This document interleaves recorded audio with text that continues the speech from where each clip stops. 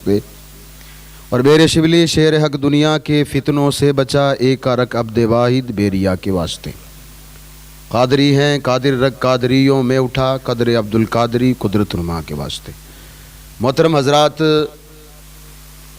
آپ اور میں یہاں پر آج جس اللہ تبارک و تعالیٰ کی ذات کے لیے اکٹھا ہوئے ہیں، اس رات کو ہمارے یہاں پر شب برات کے نام سے جانا جاتا ہے. جب ہم کتابیں پڑھتے ہیں اور حضور علیہ الصلوۃ والسلام سے لے کر کے اب تک کے جتنے بھی اہل حق لوگ ہیں، یعنی جو حق پر ہیں، دو چیزیں ہوئی ہے دنیا میں، یا تو حق ہوگا یا پھر باطل ہوگا، یا سچ ہوگا یا پھر جھوٹ ہوگا، ٹھنڈا ہوگا یا گرم ہوگا. مطلب ہر چیز کا کوئی نہ کوئی الٹا ضرور ہے. اسی طریقے سے نبی کریم علیہ الصلوۃ والسلام سے لے کر آج تک ایک جماعت ہے جو کہ حق پر ہے، اس کو کہا جاتا ہے اہل سنت والجماعت. یہ وہی جماعت ہے جو اللہ تبارک و تعالیٰ کے بارے میں اس کا عقیدہ یہ ہے کہ اللہ تبارک و تعالیٰ کا نہ تو جسم ہے، نہ اللہ تبارک و تعالیٰ کا کوئی روپ ہے، نہ اللہ تبارک و تعالیٰ کا جو ہے مطلب وہ کوئی تصویر ہو سکتی ہے. اللہ تبارک و تعالیٰ وہ ہے جو کہتا ہے اللہ الصمد، وہ بے نیاز ہے. حضور کے بارے میں ہمارا عقیدہ یہ ہے کہ اللہ تبارک و تعالیٰ کی ذات کے بعد اگر اس زمین پر کوئی عزت کے لائق اگر کوئی ہستی ہے تو اس ہستی کا نام ہے حضور علیہ الصلوۃ والسلام. اسی جماعت کا عقیدہ یہ ہے کہ حضور علیہ الصلوۃ والسلام کے جتنے بھی صحابی ہیں جنہوں نے حضور کو دیکھا، حضور پر ایمان لائے اور پھر ایمان کی حالت میں اس دنیا سے چلے گئے، وہ سارے کے سارے جنتی ہیں. یہ ہمارا عقیدہ ہے. حضور علیہ الصلوۃ والسلام کے جتنے گھر والے جن کو اہل البیت کہا جاتا ہے، یعنی حضور علیہ الصلوۃ والسلام کے ازواج، حضور علیہ الصلوۃ والسلام کی بیویاں، حضرت فاطمہ کی ساری اولاد، حضرت فاطمہ کے وصال کے بعد حضرت علی رضی اللہ تعالی عنہ نے جن سے نکاح کیا تھا ان کی اولادیں، یہ ساری حضور علیہ الصلوۃ والسلام کی اولاد ہے جن کو میں اور آپ سید زادے کہتے ہیں. ہمارا عقیدہ یہ ہے کہ جب ان کے وسیلے سے ہم دعائیں کرتے ہیں تو اللہ ہماری دعاؤں کو رد نہیں کرتا ہے. یہ بات یاد رکھیں، ٹھیک ہے؟ اسی کو کہتے ہیں اہل سنت والجماعت. اب اہل سنت والجماعت کا ایک عقیدہ یہ بھی ہے کہ جتنے لوگوں نے اللہ تبارک و تعالیٰ کے دین کو پرموٹ کیا، وہ لوگ کوشش کرتے کرتے یہاں تک دین لے کے آئے. ہم ان کو اللہ کا ولی مانتے ہیں، اور اللہ کے ولی وہ ہوتا ہے قرآن مجید جس کے بارے میں کہتا ہے کہ نہ تو انہیں قیامت کے دن کا کوئی خوف ہوگا، کسی چیز کا کوئی غم نہیں ہے، اس لیے ہم اہل سنت والجماعت ہیں. یہ بات یاد رکھیں. یہ تو ہمارا تعارف ہو گیا. آج کی اس رات کے بارے میں ہمیں بات کرنی ہے. حالانکہ آپ بڑے بڑے شہروں میں جب جاؤ گے، آج جہاں پر لوگ، آپ جا کر دیکھیے گا ان لوگوں کو جو لوگ اس رات کے بارے میں جانتے ہیں. ہمارے نوجوانوں کی میں بات نہیں کر رہا ہوں، وہ تو پھر بھی روڈوں پر باہر بیٹھ کر کے آج کی رات بھی موبائلوں کو نہیں چھوڑیں گے. آج کی رات تھوڑی دیر ٹھیک ہے، انہوں نے وہ عشاء کی نماز پڑھ لی ہوگی، پھر اس کے بعد میں باہر جا کر بیٹھ گئے، اور غالباً 11-12 تو روزانہ ڈیلی ہو گئے ہمارے نوجوانوں کا. میلاد کو جب کہتے ہیں تو کہتے ہیں مولانا صاحب ہمارے پاس ٹائم نہیں ہے. پھر ہم کہتے ہیں کہ ہمارے گھروں میں برکت نہیں ہو رہی ہے، نماز ہمیں پڑھنی نہیں آتی ہے. جنازے کے وقت مولانا صاحب دعا زور سے پڑھو تاکہ ہمیں یاد ہو جائے. عید کی ہمیں جو ہے وہ نیت بتانی پڑتی ہے. مان لیجیے اگر غلطی سے بھی اگر کسی نے نیت میں بتانے میں اگر تھوڑی سی بھی ادھر ادھر ہو گیا، مان لیجیے، وہ بھی امام ہی تو انسان ہی ہوتا ہے نا. آپ نماز جنازہ میں دیکھ لیں، نماز جنازہ ہو یا پھر عید کی نماز ہو، امام پر بہت زیادہ پریشر رہتا ہے اس وقت. اس کی وجہ بتاؤں میں آپ کو. اس کی وجہ یہ نہیں کہ اس کو معلوم نہیں ہے. بھئی ایک آدمی ہے جس نے قرآن شریف پڑھ لیا، وہ حدیث پڑھ لی، پھر اس کے لیے نماز کیا چیز ہے؟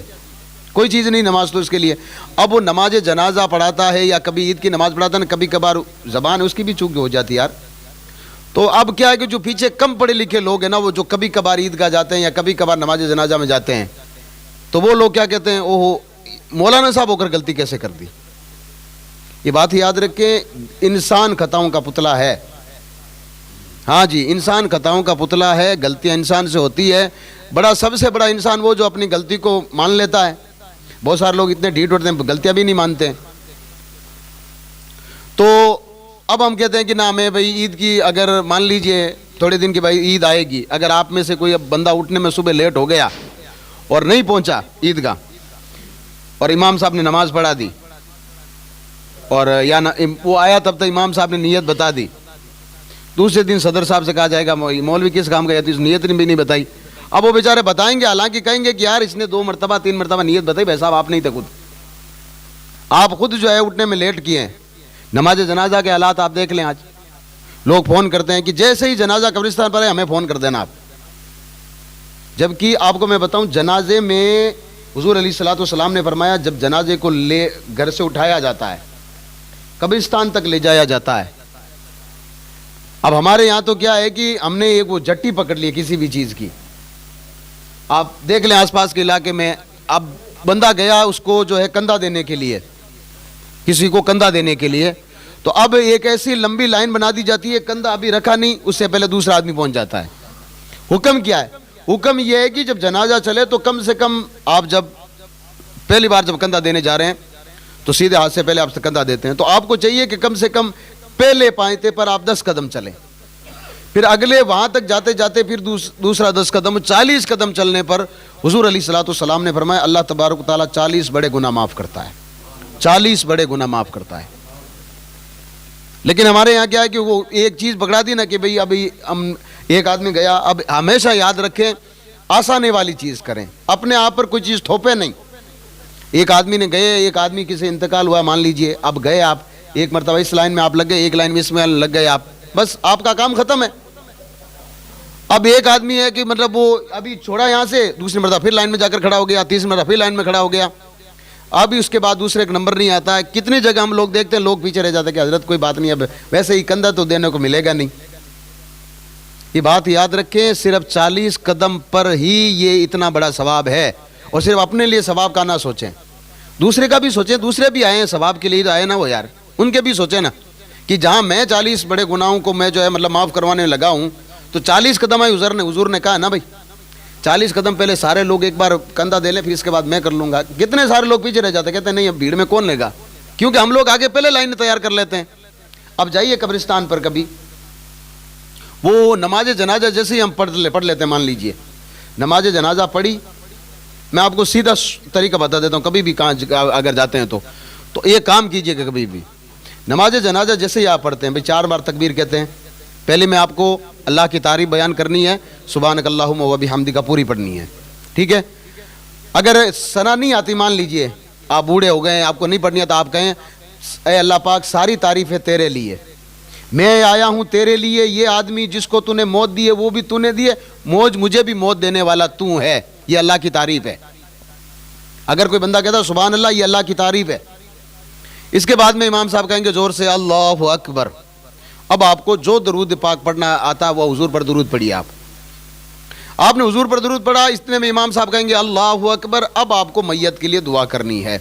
اصل میں دعا میت کے لیے نہیں ہوتی ہے، وہ اگر آپ اس کا ترجمہ پڑھ لیں، اس کا ترجمہ یہ ہے اللہم اغفر لنا، اے اللہ تبارک و تعالی معاف فرما. کس کو؟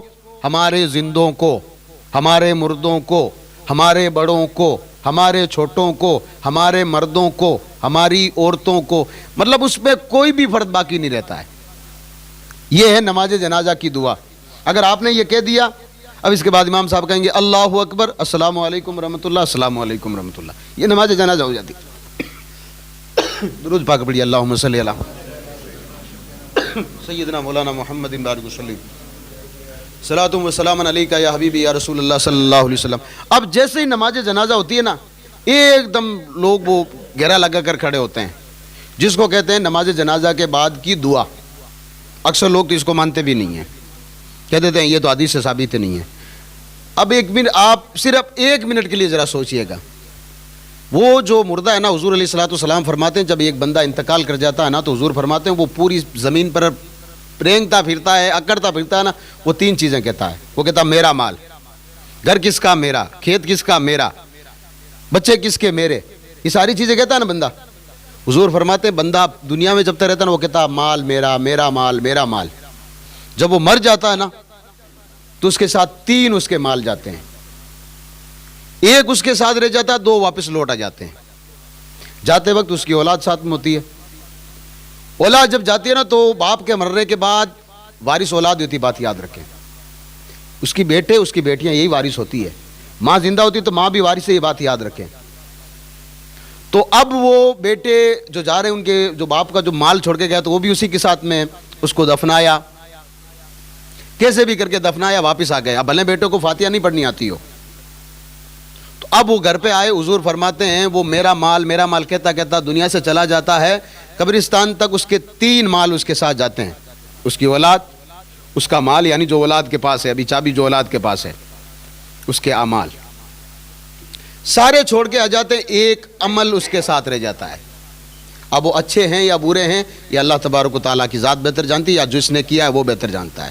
میرے بارے میں مجھے معلوم میں کیسا ہوں، آپ کے بارے میں آپ جانتے ہیں آپ کیسے ہیں. یہ راتیں اللہ تبارک و تعالیٰ نے ہمیں دی اس لیے ہے. ایک چھوٹی سی مثال دے کر آپ کی بارگاہ میں عرض کروں گا. میں اپنا پہلے ایک مسئلہ کلیئر کر دیتا ہوں. جب دوسری ہم جو دعا کرتے ہیں تو لوگ کہتے ہیں کہ دعا صحیح ہے ہی نہیں، ایسا نہیں ہے. آپ مجھے بتائیے، حضور فرماتے ہیں کہ وہ جو ایک عمل ساتھ میں لے کے گیا نا، اعمال جو ہے اس کے جو بھی ہے وہ لے کے گیا، اب وہ قبر میں گیا نا تو اب وہ آپ کے ثواب کا انتظار کرتا ہے.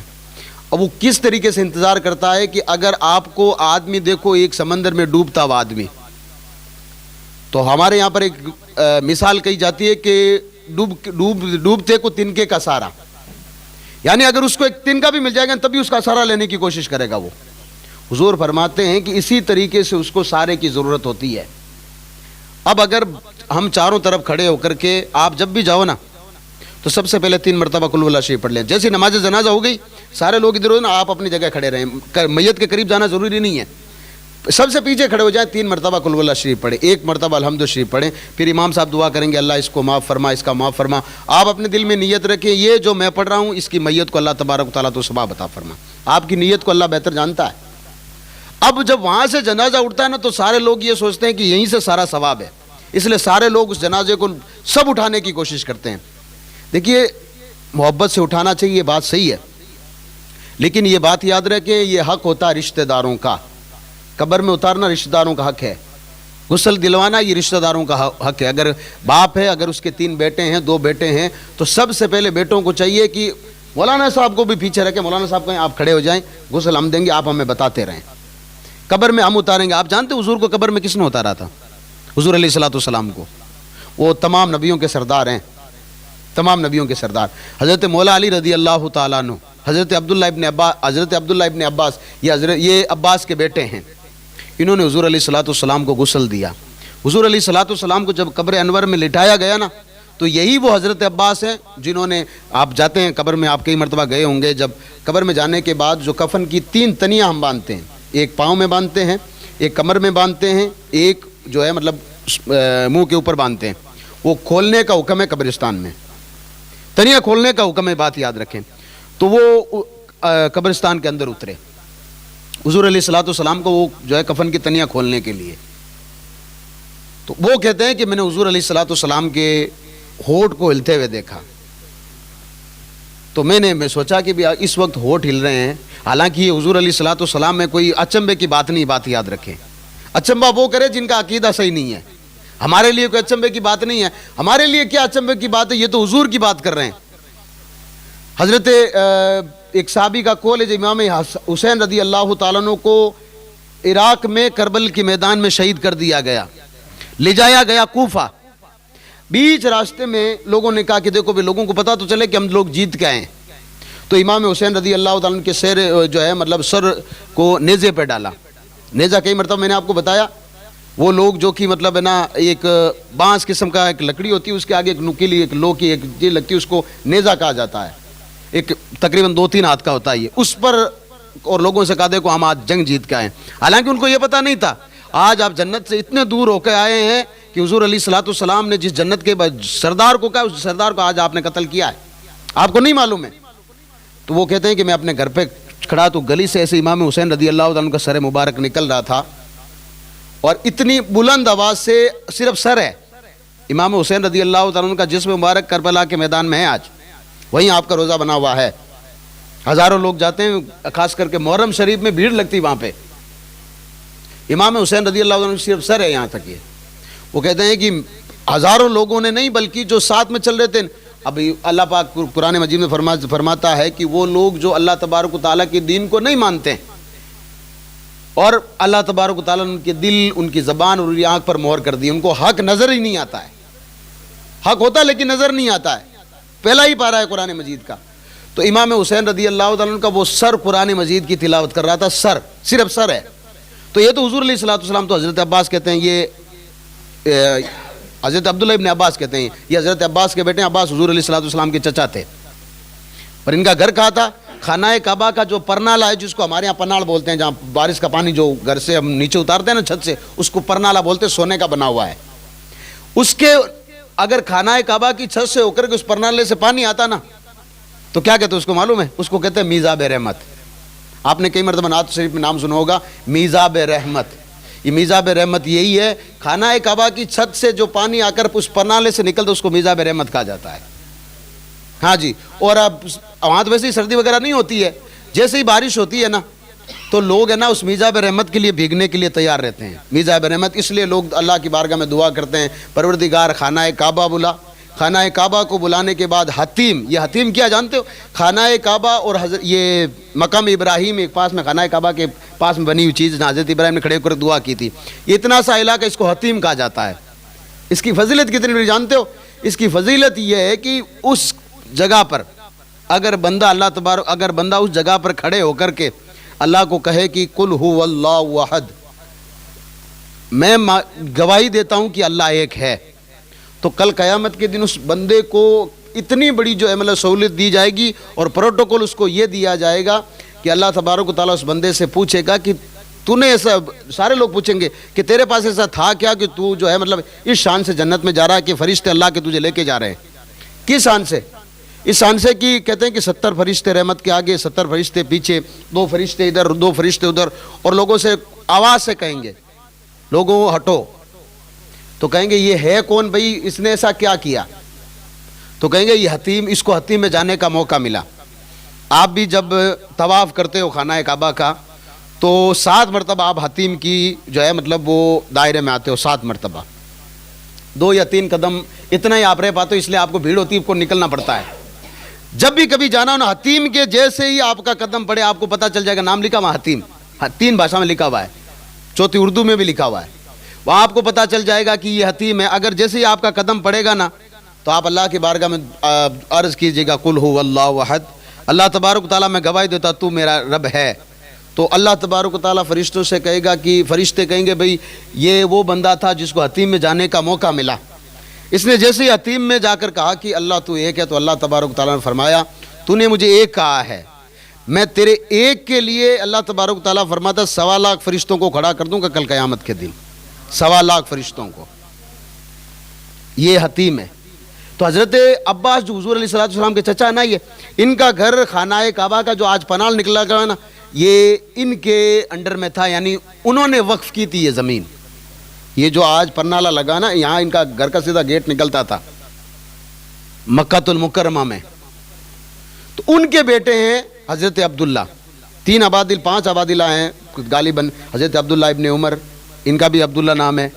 تو یہ انہوں نے کہا میں نے حضور علیہ الصلوۃ والسلام کی جب میں نے تنیاں کھولی, ہوٹ مبارک کھلتے دیکھے تو میں نے کان لگایا, قریب جا کر سنو تو صحیح کیا کہہ رہے ہیں. آج ہم لوگوں کو راتوں کی قدر نہیں ہے, نماز کی قدر نہیں ہے. آگے رمضان آئے گا, 3-4 دن شوق کے مارے ہم تراویح میں آئیں گے, پھر واپس 27ویں ہمیں واپس یاد آئے گی, پھر ہم کہیں گے اب تو 3-4 ہی بچے ہیں, اب تو روزانہ چل ہی لیتے ہیں. دیکھیے میں پھر سے کہہ رہا ہوں, جماعت کے ساتھ پڑھو گے 27 نمازوں کا ثواب ہے. اگر آپ مشکل میں ہیں, پریشانی میں ہیں, اور آپ کو لگتا ہے کہ اتنی دور سے جاؤں گا میں تھک جاؤں گا, واپس صبح فجر میں نہیں اٹھ پاؤں گا, تو آپ اپنے گھر پہ پڑھیے گا. اسلام نے آسانی بھی کی, بات یاد رکھیں, آپ اپنے گھر پہ پڑھیے. لیکن اگر آپ کو مل رہا ہے کہ 27 نمازوں کا ثواب, ویسے ہی ہم لوگ کہیں بھی چلے جاتے ہیں تو پھر آپ کو تقریباً پونے گھنٹے میں الحمدللہ ہمارے یہاں تراویح ہو جاتی ہے, تو اس میں بھی آئیے. تو وہ کہتے ہیں کہ میں نے جب کان لگائے, حضور علیہ الصلوۃ والسلام فرما رہے تھے اے اللہ تبارک و تعالیٰ میری امت پر آسانی کرنا. قبر میں جانے کے بعد میں کہتے ہیں کہ ہمارے یہاں پر کہتے ہیں کہ کرنے دینا, اس کے قبر کا جواب وہ دے گا. ہم جب بھی کسی کو کہتے ہیں کہ بھی وہ فلاں برا کام کر رہا ہے, تو ہمارے والد صاحب وغیرہ ہمیں کہتے ہیں تو بیچ میں کیوں پڑھ رہا, وہ اس کا جواب وہ دے گا. قبر میں ہم کہتے ہیں نا قبر میں جواب وہ دے گا. قبر میں جانے کے بعد وہ رسول, وہ رحمت للعالمین, وہ سرور, وہ کہہ رہا پروردگار میری امت کو میرے حوالے کر دے, میری امت کے لیے آسان کرنا. یہ راتیں ان کی دعاؤں کی بدولت ہمیں یہ راتیں ملی ہے, اس لیے ان راتوں کی ہمیں قدر کرنی چاہیے. حضور نے جو مسئلے, حضور کی جو شریعت کے مسئلے ہیں نا, ہمیں ان مسئلوں کو سیکھنا چاہیے. بھائی نماز جنازہ کوئی میرے حساب سے کوئی بڑی بات نہیں ہے. نماز جنازہ آپ میں سے اگر 7 دن میرے پاس آپ لگاتا رہو گے آپ نماز جنازہ پڑھا سکتے ہو. نماز جنازہ کوئی بڑی چیز نہیں ہے. نیت کرنی ہے, اگر آپ نے نیت کرا دی کہ نیت کی میں نے نماز جنازہ کو, رکعت تو نہیں ہوتی نماز جنازہ میں, رکعت تو ویسی نہیں ہوتی ہے, نیت کی میں نے نماز جنازہ کی, تکبیریں کتنی کرنی ہے؟ 4 کرنی ہے, 4 تکبیروں کے ساتھ. فرض کفایہ. تعریف اللہ تبارک و تعالیٰ کے لیے, درود محمد عربی صلی اللہ علیہ وآلہ وسلم کے لیے, دعا اس میت کے لیے, واسطے اللہ تعالیٰ کہ اگر امام ہے تو اللہ اکبر, یا پیچھے اس امام کے منہ میں رکعت شریف کی طرف اللہ اکبر, یہ دعا ہو گئی. اب آپ کو ثنا پڑھنی ہے جو کہ آپ نماز میں پڑھتے ہو, سبحانک اللہم و بحمدک کا پڑھتے ہو آپ. درود شریف آپ کو جو نماز میں پڑھتے ہو, اللہم صلی علی محمد وعلی آل محمد, یہ بھی آپ پڑھتے ہو. اب کرنی تو ایک دعا ہی یاد ہے آپ کو, السلام علیکم یہ بھی یاد ہے, السلام علیکم یہ بھی یاد ہے. اگر ہم کرنا چاہیں تو ہم بہت کچھ جو ہے مطلب سیکھنا چاہیں تو ہم سیکھ سکتے ہیں. اصل چیز ہے کہ ہم سیکھنا نہیں چاہتے. اگر سیکھ جاتے تو پھر بات دوسری ہوتی. اسی طریقے سے نماز ہے. اس رات میں کتنے سارے لوگ کہتے ہیں حضرت وہ نماز کیسے پڑھنی ہے. میں آج آپ کو سیدھا طریقہ بتاتا تو نفل نماز ہے نا, وہ ساری ایسے ہی پڑھنی جیسے آپ باقی نمازیں پڑھتے ہیں. 2 رکعت پڑھیں, 4 رکعت پڑھیں, 12 رکعت پڑھیں, 100 رکعت پڑھیں, نفل نماز سیم ویسے ہی پڑھی جاتی ہے. اب آپ پر ہے کہ آپ 2 رکعت سے پڑھ رہے ہیں, 4 رکعت سے پڑھ رہے ہیں, 6 رکعت سے پڑھ رہے ہیں, 8 رکعت سے پڑھ رہے ہیں, یا 12 رکعت سے ایک ہی سلام پہ پڑھ رہے ہیں. یہ نفل نماز ہے, یہ بات یاد رکھیں. تو آج کی رات اس کو شب برات کہا جاتا ہے. اس کو شب برات کیوں؟ برات کا مطلب ہوتا ہے کسی سے چھٹکارا دلانا, پیچھا چھڑانا. برات کا مطلب وہ برات نہیں ہے جو آپ لے کر جاتے ہو بینڈ باجے کے ساتھ, اس برات کا ذکر نہیں یہاں پہ. براعت ہے, یہ بات یاد رکھیں. براعت, حالانکہ اس رات کے 4 نام آئے ہیں کتابوں میں. ایک نام ہے لیلۃ المبارکہ, یعنی مبارک رات. 3 صدی کے ایک امام گزرے ابو اسحاق صافی رضی اللہ تعالیٰ عنہ, 3 صدی کے ہی ہیں. وہ فرماتے ہیں کہ مکہ المکرمہ میں خانہ کعبہ میں اس رات کو تمام مکہ والے اکٹھا ہوتے تھے خانہ کعبہ میں, اور اللہ تبارک و تعالیٰ کی رات بھر وہ عبادت کرتے تھے, رات بھر. اب جو لوگ کہتے ہیں کہ اس رات کا تو کوئی وہ ہے مطلب وہ بھی نہیں ہے, تو وہ جو 3 صدی کا امام ہے وہ کہہ رہا ہے کہ نہیں, ان راتوں میں جاگا کرتے تھے. مولا علی رضی اللہ تعالیٰ عنہ ان رات میں باہر نکل کر کے فرمایا کرتے تھے لوگوں باہر آؤ. آج کی رات یہ وہ ہے جس رات میں اللہ سے جو مانگتا ہے اللہ تبارک و تعالیٰ اسے عطا کرتا ہے. اور امام حسن رضی اللہ تعالیٰ نے انہوں نے ہمیں شیڈیول بتا دیا کہ اس رات کو جاگنا کیسے ہے. امام حسن رضی اللہ تعالیٰ نے سے پوچھا تھا یمانی رحمۃ اللہ تعالیٰ علیہ نے کہ آپ جب بھی یہ راتیں آتی ہے, 5 راتیں ہیں, بڑی مبارک راتیں بتائی گئی ہے. ایک تو رمضان میں آئے گی, وہ راتیں آپ کو معلوم ہے, وہ تو کسی سے چھپی نہیں ہے, جس کو شب قدر کہا جاتا ہے. اسی طریقے سے جب جیسے عید کا چاند نظر آ گیا, مان لیجئے صبح عید ہے, وہ جو صبح عید ہے اور چاند نظر آیا ہے, ہم لوگ اعتکاف سے باہر نکلتے ہیں, رات بھر کپڑے کی استری کرتے ہیں, داڑھی میں مہندی لگاتے ہیں, ناخن کاٹتے ہیں. یہ ساری چیزیں سنت ہے, یہ بات یاد رکھیں, غلط نہیں ہے. یہ اگر کوئی ناخن کاٹتا ہے یہ سنت ہے. کپڑوں کو استری کرنا یہ بھی جو ہے مطلب وہ مستحب کام ہے. اگر کسی کی داڑھی زیادہ سفید ہوگی, وہ چاہتا ہے کہ بھئی میں اس میں جو ہے مطلب مہندی لگاؤں, تو یہ بھی جائز ہے, بالکل اچھا کام ہے, تاکہ آپ خوبصورت دکھو. جس رات میں ہم یہ کرتے ہیں نا, اس رات کے بارے میں ابھی جو رجب گزرا ہے اس کی 1 تاریخ کے بارے میں, جس رات ہم لوگ جو بقرعید کی نماز پڑھ کے جاتے ہیں اور پہلی جب قربانی کر کے جو رات ہم گزارتے ہیں, جس رات کو ہمارے گھر پہ ہمارے پاؤنے وغیرہ آتے ہیں, وہ رات, اس رات کے بارے میں. اور ایک یہ رات ہے. یہ 5 راتیں ایسی ہے کہ جس کے بارے میں یہ فرمایا گیا کہ اللہ تبارک و تعالیٰ نے ان راتوں میں انعام رکھا ہے. انعام جانتے ہو, یعنی کہ حالانکہ آپ کو اگر آپ کہیں کام کرتے ہو تو دن کی پر ڈے آپ کو حاضری لوگ ضرور دیتے ہیں, لیکن کبھی کبھار آپ کو وہ انعام کے طور پہ کہتے ہیں کہ بھئی ہمارے یہاں فلاں آج تیوہار ہے یا فلاں بیٹے کی خوشی ہے, اس لیے ہم آپ کو جو ہے مطلب 100 روپے ایسے ہی دے دیتے ہیں. اس کو کہتے ہیں انعام, اسی کو انعام کہتے ہیں. یہ راتیں انعام کی راتیں ہیں, ان راتوں کی ہمیں قدر کرنی چاہیے. اور راتوں کی امام حسن نے ہمیں شیڈول بتا دیا. یہ حضرت علی رضی اللہ عنہ کے بڑے صاحبزادے ہیں, اور جن کو حضور نے کہا نا جنتی جوانوں کے سردار, ان میں سے ایک امام حسن بھی ہے. خلفائے راشدین 5 لوگ ہیں. یہ حضرت ابوبکر صدیق حضور کے بعد, ان کے بعد حضرت عمر, ان کے بعد حضرت عثمان غنی, ان کے بعد حضرت مولا علی, مولا علی کے بعد 1 سال حضرت امام حسن کا رہا ہے. اس کے بعد حضور نے فرمایا 30 سال تک خلفائے راشدین چلیں گے, اس کے بعد میں جو ہے مطلب وہ پھر بادشاہی حکومت آ جائے گی. امام حسن سے پوچھا کہ بتائیں بھئی آپ کیسے جب یہ راتیں میں آپ کو مل جاتی ہیں, ان راتوں کی آپ کیا کرتے ہیں شیڈول؟ تو انہوں نے کہا میں رات کے 3 حصے کرتا ہوں، ایک رات کو 3 حصے میں بانٹتا ہوں۔ تو کہا پہلے حصے میں کیا کرتے ہو؟ کہا پہلے حصے میں عشاء کی نماز پڑھنے کے بعد نانا جان صلی اللہ علیہ وآلہ وسلم پر خوب درود پڑھتا ہوں، خوب درود پڑھتا ہوں۔ آپ نے پھر وہ قرآن کی آیت تلاوت کی، ان اللہ و ملائکتہ یصلون علی النبی، اللہ پاک کہتا ہے مومنو، اللہ اس کے فرشتے اس کے محبوب پر سلام بھیجتے ہیں، یا ایھا الذین آمنوا صلوا علیہ وسلموا تسلیما، اے ایمان والو تو تم بھی میرے محبوب پر خوب درود و سلام بھیجا کرو۔ یہ ہو گیا پہلا ایک، تو انہوں نے پہلا حصہ یہ بتا دیا۔ مان لیجیے یہ پہلا حصہ ہوگا 12 بجے تک۔ اب کا دوسرا حصہ کیا ہے؟ آپ دوسرا جو آپ شیڈول بنائے آپ نے، دوسرے حصے میں کیا کرتے ہیں؟ کہا دوسرے حصے میں اللہ کی بارگاہ میں توبہ کرتا ہوں۔ امام حسن جن کو اللہ کے رسول نے جنتی جوانوں کا سردار کہا ہے، وہ کہہ رہے ہیں میں اللہ کی بارگاہ میں کہتا ہوں اللہ میں نے پچھلے گناہ معاف کر، میرے اندھیرے میں کیے ہوئے گناہ معاف کر، لوگوں کے سامنے کیے ہوئے گناہ معاف کر، میں نے لوگوں کے دل دکھائے ہیں، پڑوسیوں کو میں نے جو ہے ستایا ہے، اللہ میرے گناہوں کو معاف کر۔ حالانکہ امام حسن رضی اللہ تعالیٰ عنہ کو ایسا کام کیا نہیں تھا، یہ ہم لوگوں کو بتانے کے لیے، تاکہ آپ میں سے اگر میں آپ کے سامنے بات رکھوں تاکہ آپ چھوٹے نہ پڑو، آپ یہ کہہ سکو کہ جس کو جنتی جوانوں کا سردار کہا ہے نا، جب وہ اللہ کی بارگاہ میں ایسے دعا کر سکتا تو میں پھر کس قید کی مولی ہوں۔ یہ اس طریقے سے کہا۔ پھر جب اچھا یہ تو 2 حصے ہو گئے، درود پڑھنا، اللہ کی بارگاہ میں توبہ کرنا۔ مان لیجیے یہ 2 بجے تک معاملہ ہوگا، 2 سے لے کر کے 4 بجے تک کے بیچ میں کیا کرتے ہیں؟ تو کہا پھر میں اللہ کی بارگاہ میں خوب لمبے لمبے رکوع، خوب لمبے لمبے سجدے کرتا ہوں۔ نفل نماز جیسے صلاۃ و تسبیح ہے، 4 رکعت نماز ہوتی ہے، اگر لمبے سجدے کرنے تو اسی نماز کو پڑھنا پڑے گا ہمیں۔ بھئی کیا کرنا ہے؟ آپ خود دیکھو گے تو آپ کو خود کو پتہ چل جائے، لمبی ہو جائے گی۔ آپ نے نیت کی میں نے 4 رکعت نماز صلاۃ و تسبیح واسطے اللہ تعالیٰ کی منہ میں رکعبہ شریف کی طرف اللہ اکبر، آپ نے سبحانک اللہم پوری پڑھنے کے بعد میں اب اعوذ باللہ من الشیطان الرجیم بسم اللہ الرحمن الرحیم نہیں پڑھنا، سبحان اللہ جیسے کہتے ہیں 15 مرتبہ کلمہ پڑھنا ہے، سبحان اللہ والحمد للہ ولا الہ الا اللہ واللہ اکبر، یہ 15 مرتبہ پڑھنا ہے۔ اس کے بعد میں اعوذ باللہ من الشیطان الرجیم بسم اللہ الرحمن الرحیم الحمد شریف پوری پڑھی، قل واللہ پڑھ لی۔ اب قل واللہ پڑھتے ہم لوگ باقی نماز میں رکوع میں جاتے ہیں، یہاں رکوع میں جانا نہیں ہے، کھڑے کھڑے 10 مرتبہ پڑھنا سبحان اللہ والحمد للہ ولا الہ الا اللہ واللہ اکبر۔ اب اس کے بعد اللہ اکبر، رکوع میں جائیں 3 مرتبہ کہیں سبحان ربی الاعلی، سبحان ربی العظیم، سبحان ربی العظیم، سبحان ربی العظیم، یہ 3 مرتبہ کہنے کے بعد 10 مرتبہ یہ کلمہ رکوع میں دہرانا، تب رکوع لمبا ہوگا آپ کا۔ پھر جیسے ہی آپ کھڑے ہوئے سمیع اللہ لمن حمیدہ ربنا ولک الحمد، تو یہاں کھڑے کھڑے آپ سیدھے سجدے میں نہیں جانا ہے، 10 مرتبہ آپ کو تسبیح پڑھنی ہے یہ، پھر جانا ہے سجدے میں۔ سجدے میں 3 تسبیح پڑھنے کے بعد میں یہ 10 مرتبہ کرو گے تو سجدہ اپنا آپ لمبا ہو جائے گا۔ امام حسن کہتے ہیں میں اس طریقے سے اس رات کو گزارنے کے بعد میں فجر کی نماز پڑھتا ہوں، پھر لوگوں کی بھلائی کے لیے نکل جاتا ہوں یا روزہ رکھتا ہوں۔ اس طریقے سے ہمیں بتایا گیا۔ تو اس رات کے بارے میں حضور علیہ الصلوۃ والسلام نے کیا فرمایا؟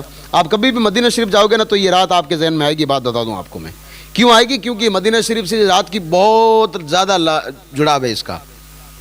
میں نے کل پڑھا تھا ایک، اور میں نے پروگرام میں بیان کیا تھا، حضور علیہ الصلوۃ والسلام مدینہ جب گئے تھے ہجرت کر کے 17 مہینے تک ہمارا کعبہ کون سا تھا؟ یعنی حضور علیہ الصلوۃ والسلام سے پہلے ہماری جو لوگ تھے یا حضور علیہ الصلوۃ والسلام جب نماز پڑھتے تھے نا، اگر میں یہاں سے بیٹھ کر اگر بار تو نماز ایسے حضور اس طرف منہ کر کے نماز پڑھتے تھے۔ بیت المقدس جس کو مسجد اقصیٰ کہا جاتا ہے، یہ مسلمانوں کا پہلے قبلہ تھا، اس طرف منہ کر کے نماز پڑھتے تھے۔ ایک دن مدینہ المنورہ میں حضور علیہ الصلوۃ والسلام بیٹھے ہوئے، دل میں خیال آیا اللہ تبارک تعالیٰ یہ تیرا گھر خانہ کعبہ، اگر کوئی بندہ طواف کر کے نکلتا نا تو اللہ تو سارے گناہ اس کے معاف کر دیتا ہے، اتنا خوبصورت گھر ہے تیرا، یہ میری امت کے لیے اس کو تو ہے جو قبلہ بنا دے، میری امت کے لیے اسی کو قبلہ بنا دے۔ اب آپ جاؤ گے مدینہ المنورہ کے باہر ایک مسجد ہے جس کو مسجد قبلہ تین کہا جاتا ہے۔ فارس یہ عربی میں جب ویاکرن آپ پڑھتے ہیں نا، آپ ہندی جب انگلش آپ ویاکرن پڑھو گے تو ایک کے لیے ایک وچن استعمال کیا جاتا ہے، 2 ہو جاتے بھی اس کے لیے بہو وچن کا استعمال کیا جاتا ہے۔ سنسکرت جب آپ پڑھتے ہو تو 1 کے لیے الگ سیگا آتا ہے، 2 کے لیے الگ سیگا آتا ہے، 3 کے لیے الگ سیگا آتا ہے، یہ بات یاد رکھیں۔ اسی طریقے سے عربی کی جب ہم ویاکرن پڑھتے ہیں تو 1 وچن الگ ہوتا ہے، 2 وچن الگ ہوتا ہے، اور 2 سے اگر زیادہ ہو جائے اس کے لیے بہو وچن کا استعمال کیا جائے گا۔ مسجد قبلہ تین مطلب 2 قبلہ والے مسجد مدینہ المنورہ میں۔ میں اپنے والد صاحب کے ساتھ وہاں حاضر ہوا تھا، تو وہاں ایک مصلی بنا ہوا ہے، تو وہاں پر آپ کو بورڈ پر لکھا، پڑھے لکھے اگر ہیں تو، ورنہ 2-3 وہاں لوگ بتانے والا آپ کو مل جاتے ہیں، جس زبان میں آپ پوچھو گے اس زبان میں آپ کو مل جائے گا۔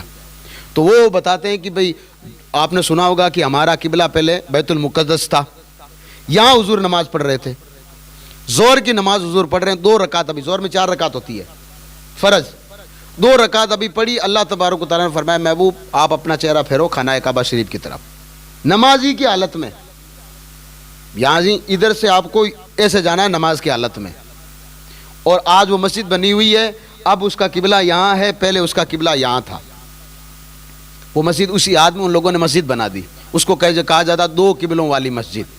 وہاں جب بھی جاؤ تو 2 رکعت نماز نفل اس نیت سے پڑھو، یہاں حضور علیہ الصلوۃ والسلام نے نماز پڑھی ہے۔ حالانکہ جب بھی آپ وہاں جاؤ گے، جس مسجد میں جاؤ گے وہاں آپ کی عبادت میں خوب من لگے گا آپ کا، آپ صرف عبادت ہی کرو گے وہاں پہ، چاہے وہ مسجد عائشہ ہو، چاہے مسجد زہرا ہو، جہاں بھی جاؤ گے آپ، مسجد زہرا نا جہاں پر آپ واپس عمرہ کرنے آپ جاتے ہیں، یہ ساری ایسی مسجدیں ہیں جہاں پر آپ کو حضور علیہ الصلوۃ والسلام کا ان سے بڑا تعلق رہا، ان مسجدوں سے۔ تو جب آپ اس رات کے بارے میں، یہ رات اس کے بارے میں حدیث کیا ملتی ہے کہ حضور علیہ الصلوۃ والسلام ایک رات، ام عائشہ کہتی ہے کہ میں نے دیکھا کہ اچانک میں اٹھی، دیکھا میں نے کہ حضور بستر پر موجود نہیں ہے، تو میں نے سوچا کہ حضور علیہ الصلوۃ والسلام کسی اپنی اور کسی اہلیہ کے پاس تشریف لے گئے ہوں گے، میں کمرے سے باہر نکلی، حضور علیہ الصلوۃ والسلام کا جو گنبد ہے نا وہی حضور کا حجرہ تھا، یہ بات یاد رکھیں۔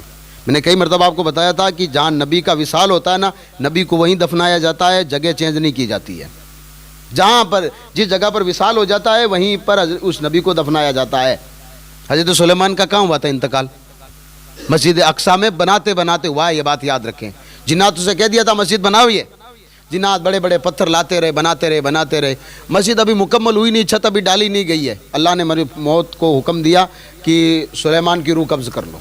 حضرت سلیمان کے پاس موت کے فرشتے آئے، ملک الموت، جو ہم سب کے پاس ایک نہ ایک دن آئیں گے، وہ تو سلیمان کو تو اجازت لے کر آتے تھے، ہمارے پاس اجازت لے کر نہیں آئیں گے، وہ سیدھے آ کر کہیں گے، اگر میں کئی مرتبہ آپ کو کہہ رہا ہوں، اگر آپ موٹر سائیکل کی اگلی سیٹ پہ بیٹھے ہو، 100 کی اسپیڈ چل رہی ہے آپ کی گاڑی، وہ آپ سے نہیں کہے گا کہ میں لینے آیا ہوں، کو فوراً کہے گا کہ اللہ کا حکم آ گیا ہے۔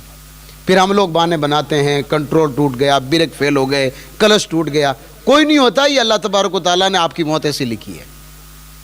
دعا کریں اللہ تبارک و تعالیٰ جب بھی دے موت اچھی دے، کفن والی موت دے، دفن والی موت دے، نماز جنازہ والی موت دے، یہ بات یاد رکھے، دعا ایسی کریں۔ اور اللہ تبارک و تعالیٰ جو نماز جنازہ میری پڑھائی جائے نا، کم سے کم اس میں کوئی ایسا بندہ آئے کہ جو تیرا نیک بندہ ہو۔ حضور علیہ الصلوۃ والسلام نے فرمایا مردوں کی دفنانے میں جایا کرو، 2 فائدے ہوں گے، یا تو مردے کی بخشش ہو جائے گی، یا مردے کی وجہ سے تمہاری بخشش ہو جائے گی۔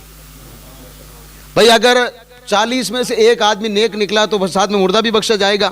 کوئی بھی نیک نہیں ہے ہماری طرح، یہاں ہم سب بیٹھے ہماری طرح، بھئی آپ میں سے کوئی ایک بندہ کوئی نیک ہوگا، لیکن اتنا یاد رکھیں ہماری شریعت نے کہا ہے کہ کوئی اپنے آپ کو نیک کہے نہ، اپنے آپ کو ہمیشہ گنہگار ہی مانے، کبھی نہ کہیں کہ میں بھئی بہت بڑا ہوں، میں نے نمازیں پڑھ لی ہے۔ آپ کی نمازیں آپ نے اللہ کے لیے پڑھی ہے، آپ پر فرض اس لیے آپ نے پڑھی ہے۔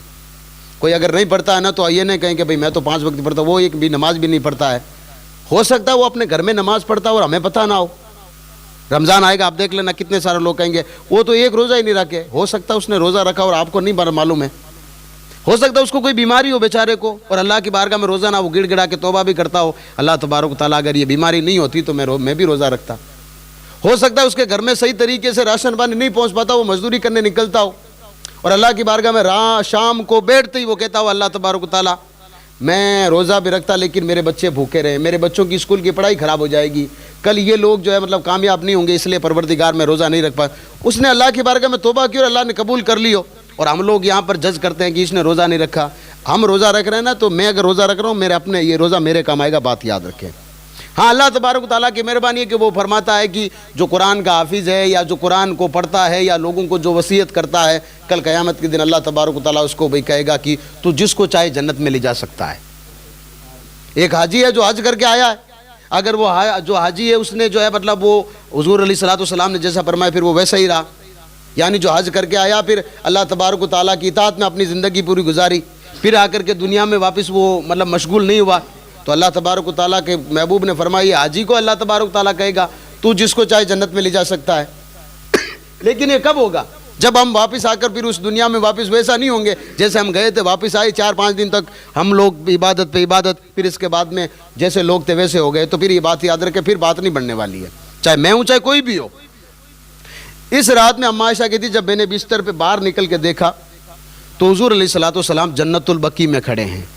کبھی بھی مدینہ شریف جاؤ گے تو آپ کو یاد آ جائے گا کہ مولانا صاحب نے ایک حدیث بتائی تھی, جنت البقیع میں اور گنبد خضرا میں زیادہ فرق نہیں ہے. آپ بیچوں بیچ کھڑے ہوں گے تو ایک دم گنبد خضرا آپ کے سامنے ہوگا. جنت البقیع مدینہ کا سب سے بڑا قبرستان ہے. یہ حضور اس رات میں وہاں کھڑے تھے. ہم لوگ قبرستان جاتے ہیں نا, حضور کی سنت ہے, وہاں کھڑے تھے. اما عائشہ گئی, حضور علیہ الصلوۃ والسلام نے فرمایا عائشہ تمہاری سانس پھول رہی ہے, یعنی اگر کوئی آپ کے گھر کا کوئی آدمی گم ہو جائے یا بغیر بتائے باہر نکل جائے تو عورت جو ہوتی ہے نا اس کا جو ہے کلیجہ تھوڑا چھوٹا ہوتا ہے. تو وہ باہر نکلی اور وہ بھی پھر محبوب کو محبوب ہو, اور پوری دنیا جن کو مطلب جو ہے مطلب پوری دنیا جن کے جو ہے مطلب جن پوری دنیا کی آنکھوں میں جو کھٹکتا ہو, پھر محبوب صلی اللہ علیہ وسلم اللہ تبارک و تعالیٰ کے محبوب نے فرمایا عائشہ ایسا کیوں لگ رہا ہے کہ تیری سانس پھولی ہوئی ہے.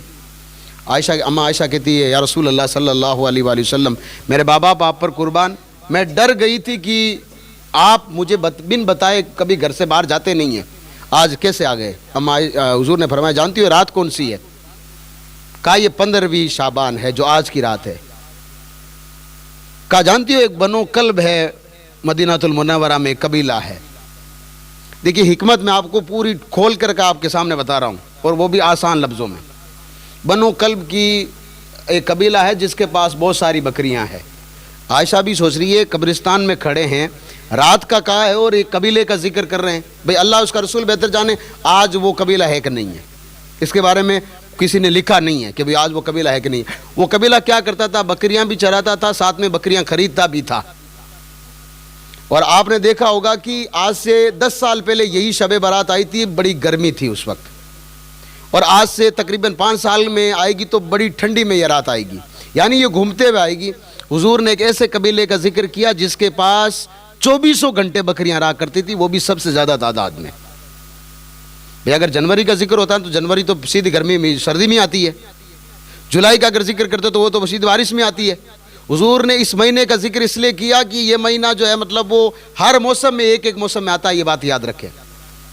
اس لیے میں کہتا ہوں جب حضور نے جس کی بھی آپ نے حضور نے مثال دی ہے نا, لوگ اس کی مثال کے پیچھے جا کر سوچتے ہیں کہ ان کے جیسا علم کسی کے پاس نہیں ہے.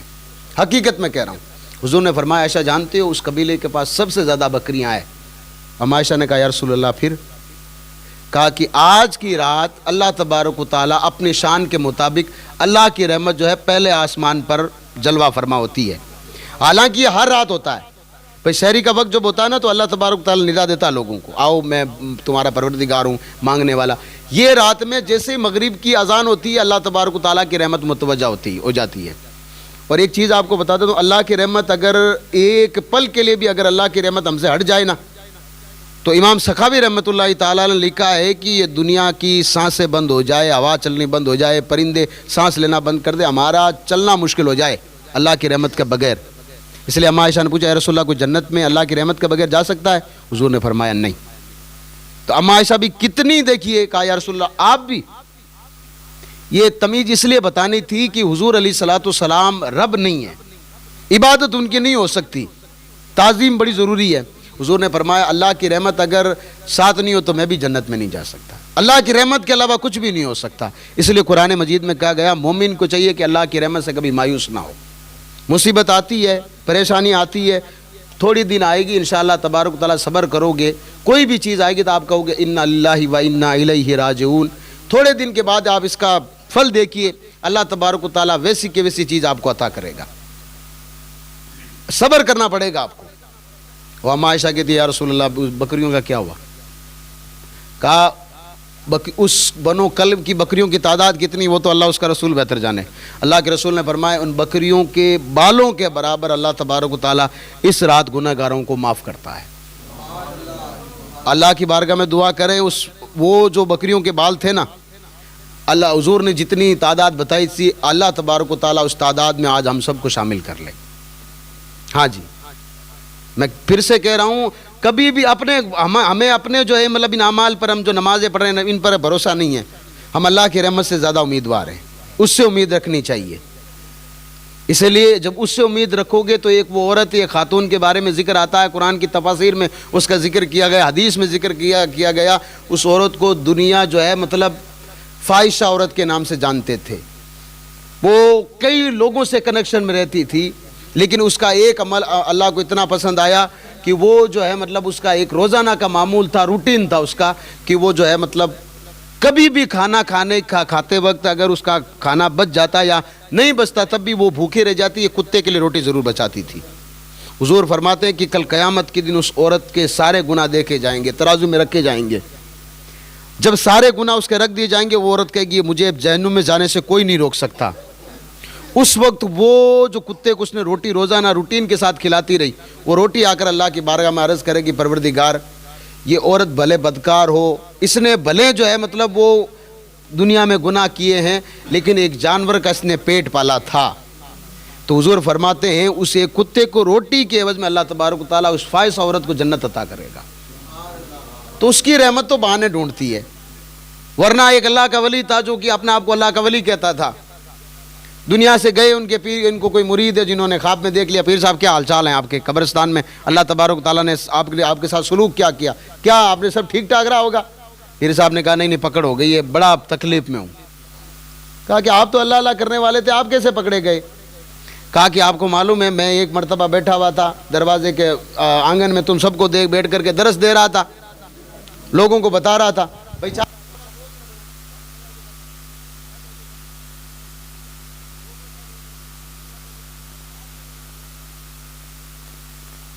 درود پاک پڑھے آپ، اللہم صلی علی سیدنا مولانا محمد بارک وسلم صلاۃ و سلام علیکہ یا رسول اللہ صلی اللہ علیہ وآلہ وسلم۔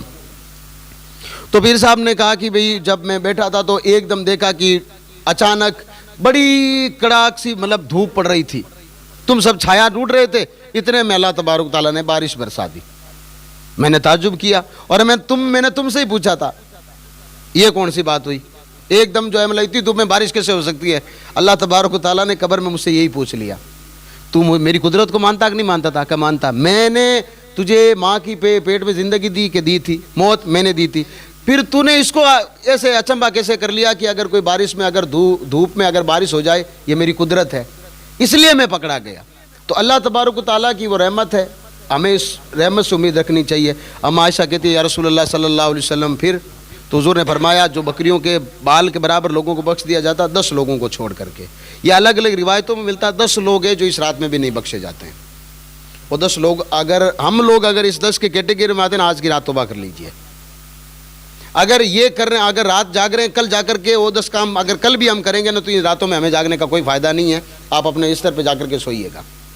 کھری بات بتا رہا ہوں آپ کو میں۔ پہلا کون؟ حضور علیہ الصلوۃ والسلام نے فرمایا وہ جو کہ شرک کرتا ہو۔ اب شرک کی تعریف آپ کو بتا دیتا ہوں، آج کل لوگوں نے جو شرک کی تعریف کی ہے اللہ تبارک تعالیٰ رحم فرمائے۔ شرک کی تعریف یہ ہے کہ اللہ تبارک و تعالیٰ کے علاوہ کسی اور کو سجدے کے قابل ماننا، یہ شرک ہے۔ بھئی اگر کوئی کہے کہ نہیں اللہ تبارک و تعالیٰ کا جیسا کوئی ایک اور ہے جس کو ہم سجدہ کر سکتے ہیں تو یہ شرک ہے۔ نمبر 2 پہ اللہ کی، یہ تو ذاتی بات ہو گئی، صفات یعنی وہ کام جو کہ اللہ تبارک و تعالیٰ خود کرتا ہے، جیسے اللہ قرآن مجید میں کہتا ہے کہ سمیع، وہ سنتا ہے، وہ سنتا ہے، وہ دیکھتا ہے۔ یہ جو اللہ تبارک و تعالیٰ کو سنتا ہے، اللہ تبارک و تعالیٰ دیکھتا نہیں، یہ اللہ تبارک و تعالیٰ کی ذاتی طاقت ہے، اللہ کو کسی نے طاقت دی نہیں ہے۔ لیکن یہ تو انسان کی بھی طاقت ہے، انسان بھی سنتا ہے، یہ بھی جو تو یہ عطائی طاقت ہے۔ اسی طریقے سے ماننا کہ اگر کوئی بندہ ہے، کوئی ولی ہے یا کوئی نبی ہے جس کو اللہ تبارک و تعالیٰ کی طرف سے نہیں بلکہ اس کو کوئی عطائی چیز ملی، اس کو شرک کہا جاتا ہے۔ اس کے علاوہ جتنی بھی شرک کی آپ کو تعریفیں بتائے گی وہ ساری کی ساری فضول ہے۔ اور بتا دوں اگر کوئی یہ کہے کہ قبر پہ جا کر کے کوئی کھڑا ہو کر کے ادب کے ساتھ یوں کھڑا ہو گیا، پڑھا اس نے کچھ بھی نہیں، شرک نہیں ہے یہ بات یاد رکھیں۔ اگر کوئی یہ کہے، مان لیجئے اگر کوئی یہ کہے کہ اگر جا کر کے سیدی بابا بدرالدین شاہ رحمۃ اللہ تعالیٰ کے دربار میں آپ کھڑے ہو گئے اور آپ نے جا کر یہ کہہ دیا، بھئی آپ کا عقیدہ تو یہی ہے نا کہ ان کو طاقت اللہ نے دی ہے، عقیدہ تو آپ کا یہی ہے نا، آپ جا کر کہیں کہ میں بڑا کمزور ہوں، کاروبار نہیں چل رہا ہے، کام نہیں بن رہا ہے، آپ میرا کام بنا دیجئے، اگر یہ آپ بات کہتے ہو تو شرک نہیں ہے، کیونکہ آپ کا پہلا جو آپ کا ماننا نا وہ یہ ہے کہ ان کو بدر الدین شاہ بر بنایا ہے تو ذات اللہ کی، یہ بات یاد رکھے۔ بھائی مان لیجئے آپ گئے کبھی آگرہ میں، جائیے تاج محل دیکھنے کے لیے، آپ جا کر کہے کیا بات ہے، تاج محل تو بڑا خوبصورت ہے۔ قرآن مجید میں پہلی صورت ہے الحمدللہ رب العالمین، اس کا مطلب یہ ہے کہ جتنی تعریفیں وہ سب اللہ کے لیے ہے۔ تو اس کا مطلب تو اگر کوئی اپنی بیوی کی تعریف کرے کہ تو بڑی خوبصورت ہے، اپنی بہن کی تعریف کرے، اپنے بھائی کی تعریف کرے کہ بھئی وہ ہمیشہ میرا ساتھ دیتا ہے، اس کا مطلب تو شرک ہو گیا نا یہ۔ بھئی اس کا مطلب یہ کہ تاج محل بڑا خوبصورت ہے، جن لوگوں نے تاج محل کو بنائے وہ اللہ کے بندے، اور ان کو یہ دماغ دیا، تاج محل بنانے کا دماغ دیا اللہ تبارک و تعالیٰ نے۔ تو اگر کسی کی تعریف آپ کرتے ہو، مان لیجئے مدرسہ بنایا آپ کا، آپ جائیے اب اپنی قبرستان پہ، اللہ تبارک و تعالیٰ ان کو سلامت رکھے، آپ سب لوگوں کو جا کر دیکھیے چمن بنا دیا وہاں پہ، کیونکہ وہ ہم سب کا آخری گھر ہمارا وہی ہے، ہم سب کو وہیں رہنا ہے، ہمارے بزرگ وہاں ٹھہرے ہوئے ہیں، سب رہ رہے ہیں وہاں پہ۔ جن دادا جی کو کبھی بغیر چائے کے نیند نہیں آتی تھی نا، وہ بھی آج وہیں سو رہے ہیں۔ جن دادا جی کو ہم بغیر پوچھے کوئی کام کر لیتے نا تو وہ ہم سے ناراض ہو جایا کرتے تھے، وہ دادا جی آج اسی قبرستان میں سو رہے ہیں۔ اب آپ نے جا کر کہا کہ کیا بات ہے بھائی، قبرستان کا کیا کام ہوا ہے بھائی، بڑی خوبصورت دیوار ہے۔ اب آپ نے دیوار کی تعریف نہیں کی، آپ نے تعریف اللہ کی ہے۔ جس نے دیوار یہ بنائی ہے اس کو اللہ نے پیدا کیا، وہ اللہ کو ماننے والا ہے۔ آپ سیدھی تعریف آپ اس کی کر رہے ہو، یہ بات یاد رکھیں۔ تو اسی طریقے سے اگر کوئی اللہ کے ولی کی بارگاہ میں جا کر کہتا ہے کہ آپ کو جو طاقت دی وہ اللہ نے دی ہے، میں وہ اللہ کی دی ہوئی طاقت سے آپ کا واسطہ دے کر آپ کی بارگاہ آپ سے عرض کر رہا ہوں میرا یہ کام بنا دیجئے، اس کو شرک نہیں کہا جائے گا۔ اس رات میں وہ بندہ نہیں بخشا جائے گا جو اللہ کے علاوہ کسی اور ہستی کو سجدے کے لائق مانتا ہو۔ ہماری شریعت میں دو سجدے ہیں، ایک تو عبادت یعنی جو نماز میں ہم کرتے ہیں، ایک تعظیم یعنی کسی کو پروٹوکول دینے کے لیے اتنا جھک جانا کہ مطلب وہ سجدے کی حالت ہو جائے۔ تو یہ دونوں، ایک تعظیمی تو حرام ہے، اگر کسی اکیلے بندہ تھا اس نے کر لیا، مان لیجئے کوئی کسی کام کے لیے گیا اور آپ کو معلوم ہے کہ اگلا بندہ اتنا جھکنے پر ہی ہماری بات مانے گا، اگر آپ نے کر لیا، کرنا نہیں ہے لیکن اگر مان لو کبھی کر لیا، اکیلے میں کیا تو اللہ کی بارگاہ میں توبہ کر لیں، اور اگر سب کے سامنے کیا تو سب کے سامنے کرنا پڑے گا، اس کو علل اعلان کو کہا جاتا ہے۔ اور اگر نیت یہ کی کہ عبادت کا سجدہ ہے تو پھر تو اگر ایمان بھی گیا تو توبہ کرنی پڑے گی، کلمہ پڑھنا پڑے گا، نکاح کرنی پڑے گی، بات یاد رکھیں۔ یہ ہو گیا شرک پہلی ایک۔ الحمدللہ یہ ہمارے اندر نہیں پایا جاتا ہے، بھلے لوگ تہمت لگاتے ہو لیکن یہ ہمارے اندر نہیں پایا جاتا ہے۔ دوسرا، ماں باپ کا نافرمان، ماں باپ کا نافرمان۔ قرآن مجید جب ہم پڑھتے ہیں، جہاں جہاں اللہ تبارک و تعالیٰ نے اپنا تعارف کرایا ہے، اپنے بارے میں بتایا کہ میں ہوں تمہارا رب، میری عبادت کرو، مجھے سجدہ کرو، وہاں ساتھ ساتھ میں وہ یہ بھی آیت لے کر آیا ہے اپنے ماں باپ کے ساتھ بھلائی کرو۔ کیا وجہ رہی اس کی؟ اس کی وجہ یہ کہ اس ماں نے 9 مہینے تک، آپ اس بچی کو جا کر پوچھئے جس کے 7واں 8واں 9واں مہینہ چل رہا ہوتا ہے، اس کو پوچھئے اس کو تکلیف کتنی ہوتی ہے، وہ کھانا کھانے کے لیے بیٹھتی ہے نا، اس کو معلوم ہے کتنی تکلیف ہوتی ہے اس کو، وہ پیشاب کرنے جاتی ہے اس کو پوچھئے کتنی تکلیف ہوتی ہے اس کو، جب اس کی ڈیلیوری کا وقت ہوتا ہے اس کو پوچھئے کتنی تکلیف ہوتی ہے۔ اس لیے وہ ایک صحابی رسول حضور کی بارگاہ میں حاضر ہوئے اور عرض کیا، رسول اللہ صلی اللہ علیہ وسلم، اگر کوئی ایک شخص ہے اپنی ماں کو کندھے پر بٹھاتا ہے، بڑی جو ہے مطلب آندیاں جو ہے گرم آندیاں چل رہی ہے، اتنی جو ہے پتھر گرم ہو چکے ہیں کہ مطلب اگر میں پاؤں رکھوں تو نیچے کا گوشت ہے نا جو مطلب وہ ایک دم بھن جائے، اور پھر میں نے اپنی ماں کو خانہ کعبہ کا چاروں طرف طواف کروایا، تو کیا میں نے اپنی ماں کا حق ادا کر دیا؟ حضور علیہ الصلوۃ والسلام نے بڑا خوبصورت جواب دیا ہے، اس لیے پوری دنیا ان کو فالو کرتی ہے، بات یاد رکھے، سوائے ہم کو چھوڑ کر کے۔ ہم ان کو مانتے، ان کی بات نہیں مانتے بھائی۔ باقی جتنے لوگ تھے انہوں نے صرف ان کی شکشا کو پڑھ کر کے دنیا میں وہ لوگ کامیاب ہو گئے، لیکن حضور علیہ الصلوۃ والسلام نے فرمایا تو اپنے اس حق کی بات کر رہا ہے، تو اپنے ماں کی، تو نے ابھی تک اس ایک درد کا بھی حق ادا نہیں کیا جس وقت تو پیدا ہوا تیری ماں کو جو درد ہوا تھا۔ یہ تھا ماں کا مقام۔ باپ کے بارے میں اللہ کے رسول علیہ الصلوۃ والسلام نے فرمایا، کل تم کس کے لیے صحابہ دوڑ کر رہے ہو؟ تو کہا یا رسول اللہ آپ نے ایک جنت نام کا مکان بتایا ہے، مرنے کے بعد قبرستان سے سیدھا اسی میں جانا ہے ہم کو، تو ہم تو اسی کے لیے بھاگ دوڑ کر رہے ہیں۔ حضور نے فرمایا اس میں 7 دروازے ہیں، جس دروازے سے تمہیں داخل ہونا نا وہ دروازہ تمہارا باپ ہے۔ اگر باپ راضی ہے تو اللہ تبارک و تعالیٰ گناہ معاف کر بھی جنت میں داخل کر دے گا۔ نمازیں پڑھ رہے ہو اور باپ کی کوئی قدر نہیں ہے تو یہ بات یاد رکھیں، نمازیں منہ پر مار دی جائے گی اور جہنم کی طرف دھکیل دیا جائے گا۔ اس رات میں حضور علیہ الصلوۃ والسلام نے فرمایا، عائشہ یہ 2 لوگ، کون؟ شرک کرنے والا، ماں باپ کا نافرمان۔ ہماری شریعت میں تو جو اپنے ماں باپ کو بھوکا مار دے، یعنی بھوکا رہتا باپ مر جائے، یا باپ کو گلا گھونٹ کر کے کوئی مار ڈالے، یا اس کی وجہ سے باپ صدمے کی وجہ سے پھانسی کھا کر باپ مر جائے اولاد کی وجہ سے، اس اولاد کی نماز جنازہ نہیں پڑھی جائے گی، بات یاد رکھیں۔ 4 لوگ ہیں جن کی نماز جنازہ نہیں پڑھا سکتے آپ۔ اگر کوئی امام پڑھا بھی دیتا ہے تو وہ گنہگار ہے۔ پہلا وہ جو کہ اللہ کو نہیں مانتا، اس کی تو ویسی نماز جنازہ نہیں ہے۔ دوسرا وہ جو کہ چوری کرنے کسی گھر میں داخل ہوا اور چوری کرتے کرتے اللہ کا حکم آ گیا، جیسی تجوری کھولی اللہ کا حکم آیا، وہیں اس کی موت ہو گئی۔ اب وہاں پر اسی کو جو ہے مطلب رنگے ہاتھ جس کو آپ بولتے ہیں یا موقع واردات جس کو آپ بول لیں، اگر وہاں سے اگر اس کی باڈی اٹھائی گئی تو ہماری شریعت یہ کہتی ہے کہ اس چور کی نماز جنازہ نہیں پڑھائی جائے گی، کیونکہ وہ گناہ کبیرہ، یہ چوری گناہ کبیرہ ہے۔ چوری گناہ کبیرہ کیوں ہے بھائی؟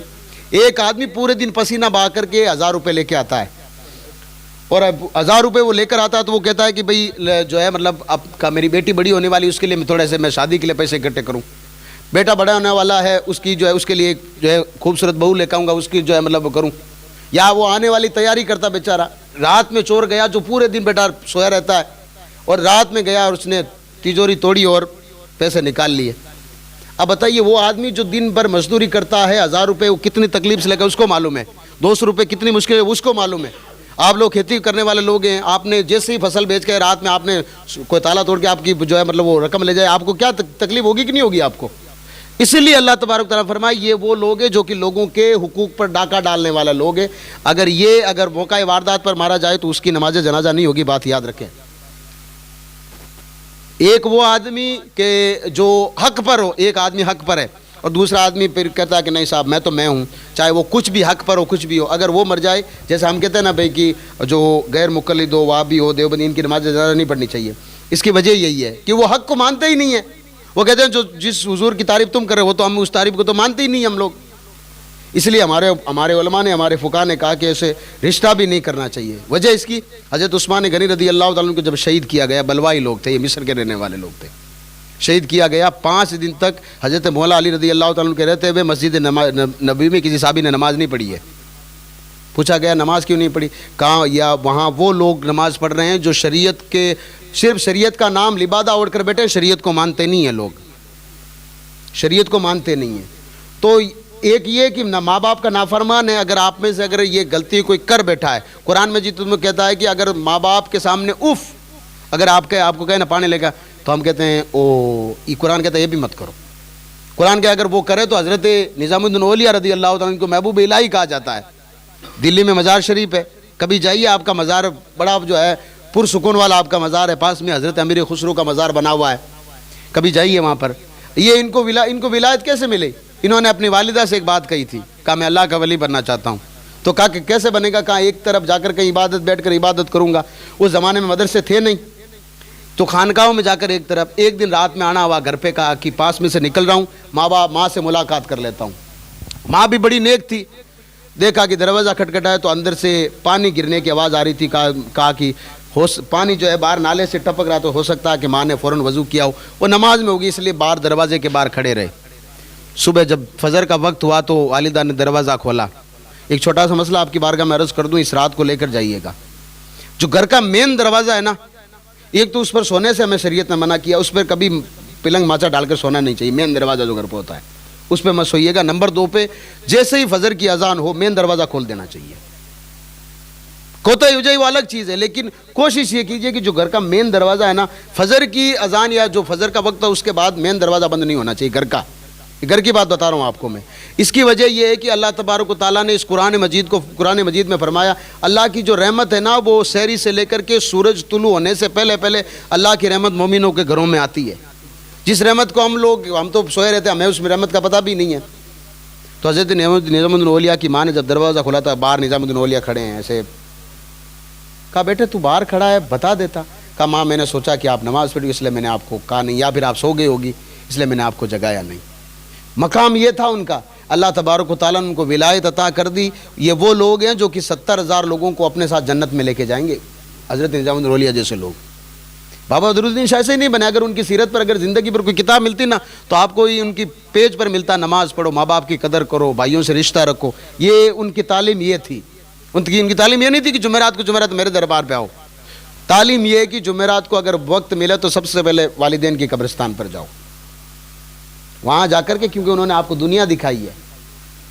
جس وقت آپ کی زبان لڑکھڑا رہی تھی بولنے کے لیے نا، تو آپ 70 مرتبہ پوچھتے تھے نا، وہ آپ کو واپس بتاتے تھے۔ ایک باپ جو ہے نا مطلب ایک بیٹا ہونے کے بعد اپنی جو ہے مطلب ساری خواہشوں کو طاق دیتا ہے، وہ کہتا پھر اب میرا بیٹا جو ہے نا میں جو نہیں کر پایا میرا بیٹا کرے گا۔ اس باپ کو ہمیشہ سمجھا کریں۔ اللہ کے محبوب نے فرمایا اس رات میں اللہ اتنے لوگوں کو معاف کر دیتا ہے، لیکن جو ماں باپ کا نافرمان ہوتا ہے نا اس کو معاف نہیں کیا جاتا ہے۔ اگر کبھی کیا ہے نا آج اللہ کی راہ میں توبہ کریں۔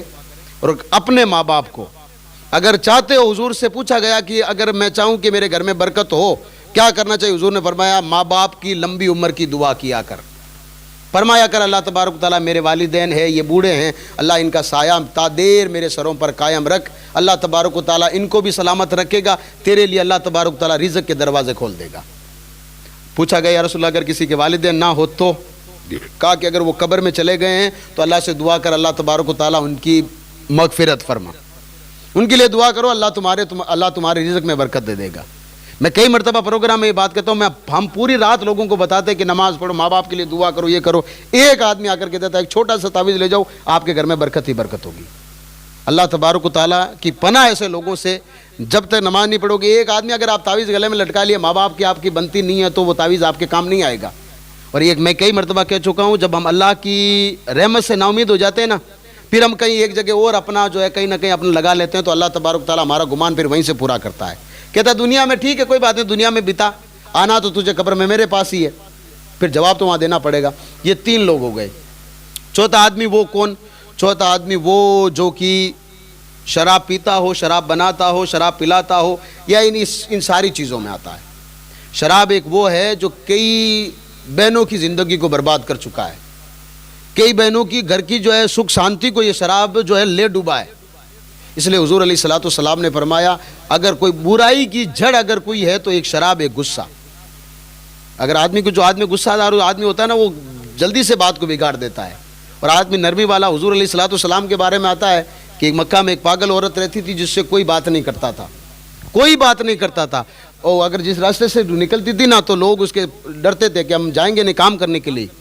پوچھا جاتا کیوں؟ کہا کہ وہ جس سے بات کرنا شروع ہو جاتی نا پھر وہ بات کرنا بند نہیں کرتی ہے، لوگ پیچھے چھڑا کر نکلتے تھے۔ ایک دن دھوپ تھی، زہر کی نماز پڑھانے کے بعد حضور علیہ الصلوۃ والسلام تشریف لا رہے ہیں، عورت بیچ راستے مل گئی، صحابہ نے کہا کہ اب آج حضور علیہ الصلوۃ والسلام اس کی ہر بات کا جواب دیتے رہے، ہر بات کا جواب دیتے رہے، ہر بات کا جواب دیتے رہے۔ وہ جو پوچھتی الٹا پوچھتی حضور اس کا جواب دیتے، سیدھا پوچھتی حضور اس کا جواب دیتے، مسکرا کر جواب دیتے۔ وہ جو پاگل عورت ہے نا وہ تھوڑی دیر کے بعد جب حضور نے ساری باتیں اس کی سن لی تو سارے لوگوں کو اکٹھا کیا، لوگوں تم اس کو اللہ کا نبی نہیں مانتے ہو؟ ارے یہی وہ ہے جس نے میری بات سنی، ورنہ میرے جیسے لوگوں کو سنتا کون ہے؟ حضور علیہ الصلوۃ والسلام وہ جو کہ ہر کسی کی بات، ہمارے لیے آئیڈیل وہ تھے، ہم نے ان کو آئیڈیل چھوڑ کر کسی اور کو بنا لیا، تب سے جا کر کے یہ جو ہمیں دن دیکھنے کو پڑ رہے ہیں۔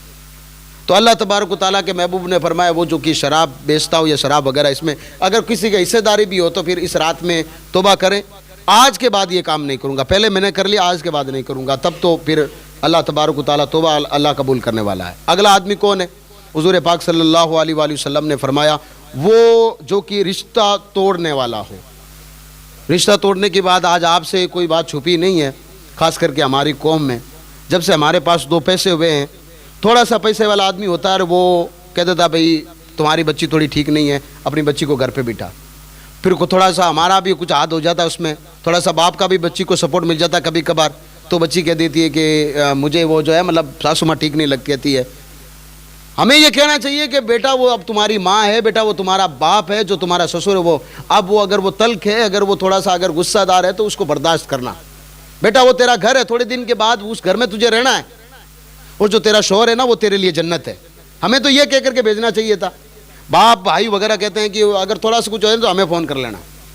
اس کا نتیجہ کیا ہوتا ہے؟ 5 سال تک ہماری جوان بچیاں ہمارے گھروں پہ بیٹھی رہتی ہے، ہم کوٹ کچہری وغیرہ سب میں گھوم گھما کے پھر قوم کے پنچوں کو فیصلہ بھی ان لوگوں کے ہاتھوں کرواتے ہیں، اللہ رحم فرمائے جن لوگوں کو شریعت کا سین تک نہیں آتا ہے۔ حقیقت میں کہہ رہا ہوں، ان کو نہ طلاق کے مسائل معلوم ہے، نہ نکاح کے مسائل معلوم ہے، وہ آ کر کہتے ہیں 1.25 لاکھ ادھر کر دو، 1.25 لاکھ ادھر کر دو، فیصلہ ختم۔ اب پتہ بھی نہیں ہے کہ طلاق ہوئی کہ نہیں ہوئی ہے، معاملہ کیا ہے۔ بھائی صاحب ایسے ہر کسی کو اب طلاق مطلب نہیں ہو سکتا، یہ بات یاد رکھیں، مذاق نہیں ہے طلاق، نکاح اور طلاق مذاق نہیں ہے۔ اسی وجہ سے دنیا نے ہمیں بدنام کر دیا کہ اگر کوئی کہتا ہے کہ طلاق طلاق طلاق طلاق ہو جائے گی، ہم نے طلاق کے بارے میں ہم نے نکاح کے کچھ مسائل پڑھے ہی نہیں ہیں. اس کا مطلب تو اگر کوئی کہہ دے چلتے پھرتے میں کہ قبول نکاح ہو جائے گی, نہیں ہوگی سرکار. میں نے کئی مرتبہ آپ کو بتایا کہ اگر 2 گواہ اس وقت شامل ہو اور بچی کہہ دے کہ مجھے یہ نکاح منظور نہیں ہے, باپ بھائی وغیرہ سب کہہ دے کہ نہیں تو بول, اگر زبردستی کروائی جائے تو اس کو نکاح نہیں کہا جائے گا, بات یاد رکھیں. اسی طریقے سے اگر ایک بچی ہے, اس کے گھر والے اس پہ دباؤ دے رہے کہ تو یہ کام کر, تو اس کو پریشان کر کے نہیں مجھے تو طلاق ہی چاہیے. اب وہ بچی روزانہ کبھی اس کو پریشان کر رہی ہے, گھر والوں سے الگ ہو, گھر والوں نے الگ کر کے بٹھا دیا بیچارے کو, پھر بھی وہ اس کو پریشان کر رہی ہے کہ نہیں اس کو حالانکہ رہنا نہیں اس کو نا. اس دباؤ کے حالت میں طلاق نہیں مانی جاتی, بات یاد رکھے. لیکن کیونکہ ہم لوگ, اللہ معاف کریں, ہم نے پڑھے نہیں ہم نے. اللہ کے رسول علیہ الصلوۃ والسلام نے اس رات میں سارے بخشے جائیں گے جو رشتہ توڑنے والا ہو. باپ سے رشتہ توڑا, بھائی سے توڑا, رشتہ دار سے توڑا, بیوی سے توڑا, کسی سے بھی توڑا, اللہ کے رسول نے فرمایا رشتہ توڑنے والا. اور بڑی خوبصورت حدیث ہے, حضور نے علیہ الصلوۃ والسلام بیٹھے ہیں, سارے صحابہ بیٹھے ہیں, حضور نے فرمایا جس کے اندر 3 اوصاف ہو, 3 چیزیں ہو, جس کے اندر 3 کمال ہو نا, کل قیامت کے دن اس کا حساب بھی آسان ہوگا, اللہ کی رحمت اسے جنت میں داخل کرے گی. صحابہ نے پوچھا وہ 3 کون سے ہیں؟ وہ اس لیے پوچھتے تھے کہ ان کو یہ عمل کرنا ہوتا تھا. ہماری طرح نہیں ہے کہ ایک مسئلہ پوچھیں گے, اگر ہمارے فیور میں ہوگا تو عمل کریں گے, فیور میں نہیں ہوگا تو کہتے ہیں نہیں مول صاحب اپنے والا مول صاحب کام کا نہیں ہے, آتا نہیں اس کو کچھ بھی. ایمانداری سے کہہ رہا ہوں, اگر آپ تھوڑا سا اگر کسی سے مسئلہ پوچھ لو, اگر اس کے فیور میں مسئلہ نہیں گیا تو وہ کہتا نہیں مول صاحب پٹوڑے کون, مول صاحب نے کیا ہوئی کون. اب وہ 4-5 جگہ پوچھے گا, جب 4-5 جگہ سے ایک ہی جواب آئے گا نا تو وہ سب کو جھٹلا کر کہے گا نہیں حق پر تو میں ہی ہوں. ہاں جی یہ بات ہوتی ہے, لیکن وہ اس لیے پوچھتے تھے ان کو عمل کرنا تھا. حضور نے تو ایک صحابی کھڑے ہو, یا رسول اللہ وہ 3 چیزیں کون سی ہیں جو ایک آدمی کے اندر ہونی چاہیے. حضور علیہ الصلوۃ والسلام نے فرمایا اگر کوئی تجھے محروم کرے, محروم کا مطلب یہ ہے کہ مان لیجئے خدا نہ کرے آپ کو کل لاکھ روپے کی ضرورت پڑ گئی اور آپ کو معلوم ہے کہ میرے پاس لاکھ روپے ہے, آپ میرے پاس آئے گا مولانا صاحب لاکھ روپے چاہیے یار, فلاں کو ہاسپٹل میں لے جانا یا شادی ہے بچے کی مجھے دینا ہے. میں کہہ دوں نہیں میرے پاس تو ہے ہی نہیں, حالانکہ آپ میرے پاس لاکھ روپے دے کے گئے. تھوڑے دن کے بعد, بھائی دیکھو وقت ہر کسی کا برابر تو نہیں رہتا ہے نا, تھوڑے دن کے بعد مجھے ضرورت پڑی لاکھ روپے کی, اب میرے پاس آئے تو حضور نے علیہ الصلوۃ والسلام فرمایا جو تجھے محروم کرے تو اسے عطا کر. یعنی اگر کوئی تجھ سے اگر تیری بری اگر وقت میں کام نہیں آیا نا, اگر وہ تیرے پاس آ جائے اس پر اگر برا وقت ہے تو اس کا کام نکال. یہ وہ کام ہے کل قیامت کے دن اللہ تیرے لیے آسانی کرے گا. حالانکہ پیسے آپ ادھار دے رہے ہو, تھوڑے دن کے بعد پیسے واپس لینے اسے, یہ بات یاد رکھے. نمبر 2 پہ ایک تو عمل یہ ہو گیا, کوئی اگر تجھ پہ ظلم کرے تو اسے معاف کر. اگر یعنی کہ مان لیجئے اگر آپ میں سے آپ ہیں اور کوئی آگے سامنے بڑا طاقتور آدمی ہے, وہ سوچ رہا ہے تھوڑے زیادہ دن طاقتور آدمی رہنے والے, بات یاد رکھیں. ہمارے یہاں کہتے ہیں نا بھائی ایک آدمی کے چھائیں دن میں 2 مرتبہ چینج ہوتی ہے. یار وقت ہر کسی کا برابر تھوڑی رہتا ہے. بڑے بڑے لوگ آئے تھے دنیا میں چلے گئے, وہ فرعون جیسا بادشاہ چلا گیا, قارون جیسا, نمرود جیسا وہ چلے گئے, کسی کی کوئی اوقات نہیں ہے. تو حضور علیہ الصلوۃ والسلام نے فرمایا اگر کوئی تم پہ ظلم کرے نا, میں کئی مرتبہ آپ کے سامنے کہتا ہوں خاموش رہ کر کے اللہ کی ذات پر بھروسہ رکھو, تسبیح پڑھو, نماز پڑھو. وہ اللہ تبارک و تعالیٰ ذات ایسی ہے, وہ ایسی جگہ لا کر کے گھیرتا ہے, یہ بات یاد رکھے, جہاں سے ہم لوگ بھلے اپنے دماغ نہیں لگاتے لیکن کئی مرتبہ وہ ایسے بے نقاب کرتا ہے. اب لوگوں کی عقل پہ پردہ پڑ جائے وہ الگ چیز ہے, یہ بات یاد رکھے. اللہ تبارک و تعالیٰ کی ذات بے نیاز ہے, یہ بات یاد رکھیں. اور وہ جب اس کی رحمت آتی ہے نا یا اس کا عذاب آتا ہے تو پھر آواز نہیں ہوتی اس کی لاٹھی میں, پھر شہر کے شہر پر تباہ ہو جاتے ہیں, برباد ہو جاتے ہیں. صرف آن لگتی ہے یا پھر 10 منٹ یا 15 منٹ لگتے ہیں. حضور نے فرمایا دوسری آپ کے اندر کمال یہ ہونا چاہیے, اگر آپ کو کوئی کہے میرے پاس کچھ نہیں ہے تو آپ اس کو دو. تیسرا کیا فرمایا جانتے ہو؟ تیسرا کمال یہ ہونا چاہیے اگر کوئی تم سے رشتہ توڑے تو تم سے رشتہ جوڑو. اگر کوئی رشتہ توڑے تو رشتہ جوڑو. حضور نے فرمایا کل قیامت کے دن 3 چیزیں ہیں جو آپ, قرآن ہے, قبر میں جاؤ گے فرشتے آپ کو جیسے ہی کہیں گے کہ اس کو عذاب کرنا ہے, قرآن شریف آ کر کہے گا اس کو عذاب مت کرو, یہ مجھے چھوا کرتا تھا, مجھے وضو بنا کر میری زیارت کیا کرتا تھا, مجھے پڑھا کرتا تھا. اللہ تبارک و تعالیٰ یہ تیرا نیک بندہ ہے. قرآن کی وجہ سے آپ کو قبر میں روشنی دی جائے گی, بات یاد رکھیں. یہ نماز ہے, جب آپ کی قبر میں اندھیرا ہوگا, آپ کہے گا پروردگار بڑا اندھیرا, یہ نماز روشنی بن کر کے, یہ بلب ہے نا, یہ ان کو لائٹ کی ضرورت ہے, یہ قرآن, یہ کل نماز آپ کی قبر میں روشنی بن کر کے کام آئے گی. اسی طریقے سے رشتہ, یہ عرش اعظم اللہ کا پکڑ کہے گا پروردگار جس نے مجھے جوڑا تو اس کا رشتہ جنت کے ساتھ جوڑ, اور جس نے مجھ سے کاٹا یعنی جس نے کسی سے کوئی رشتہ توڑ لیا, لا تعلق کی کر لی, اللہ تبارک و تعالیٰ کے محبوب علیہ الصلوۃ والسلام نے فرمایا کہ پھر وہ رشتہ کہے گا پروردگار پھر اس کا رشتہ تو جنت سے توڑ کر کے وہاں رشتہ لگا جہاں سے یہ لوگ نہیں ڈرا کرتے تھے. یہ چیز ہے. آگے چگل خور کے بارے میں حضور نے فرمایا چگلی کرنے والا, یعنی اس کی ادھر کرنے والا, اس کی ادھر کرنے والا.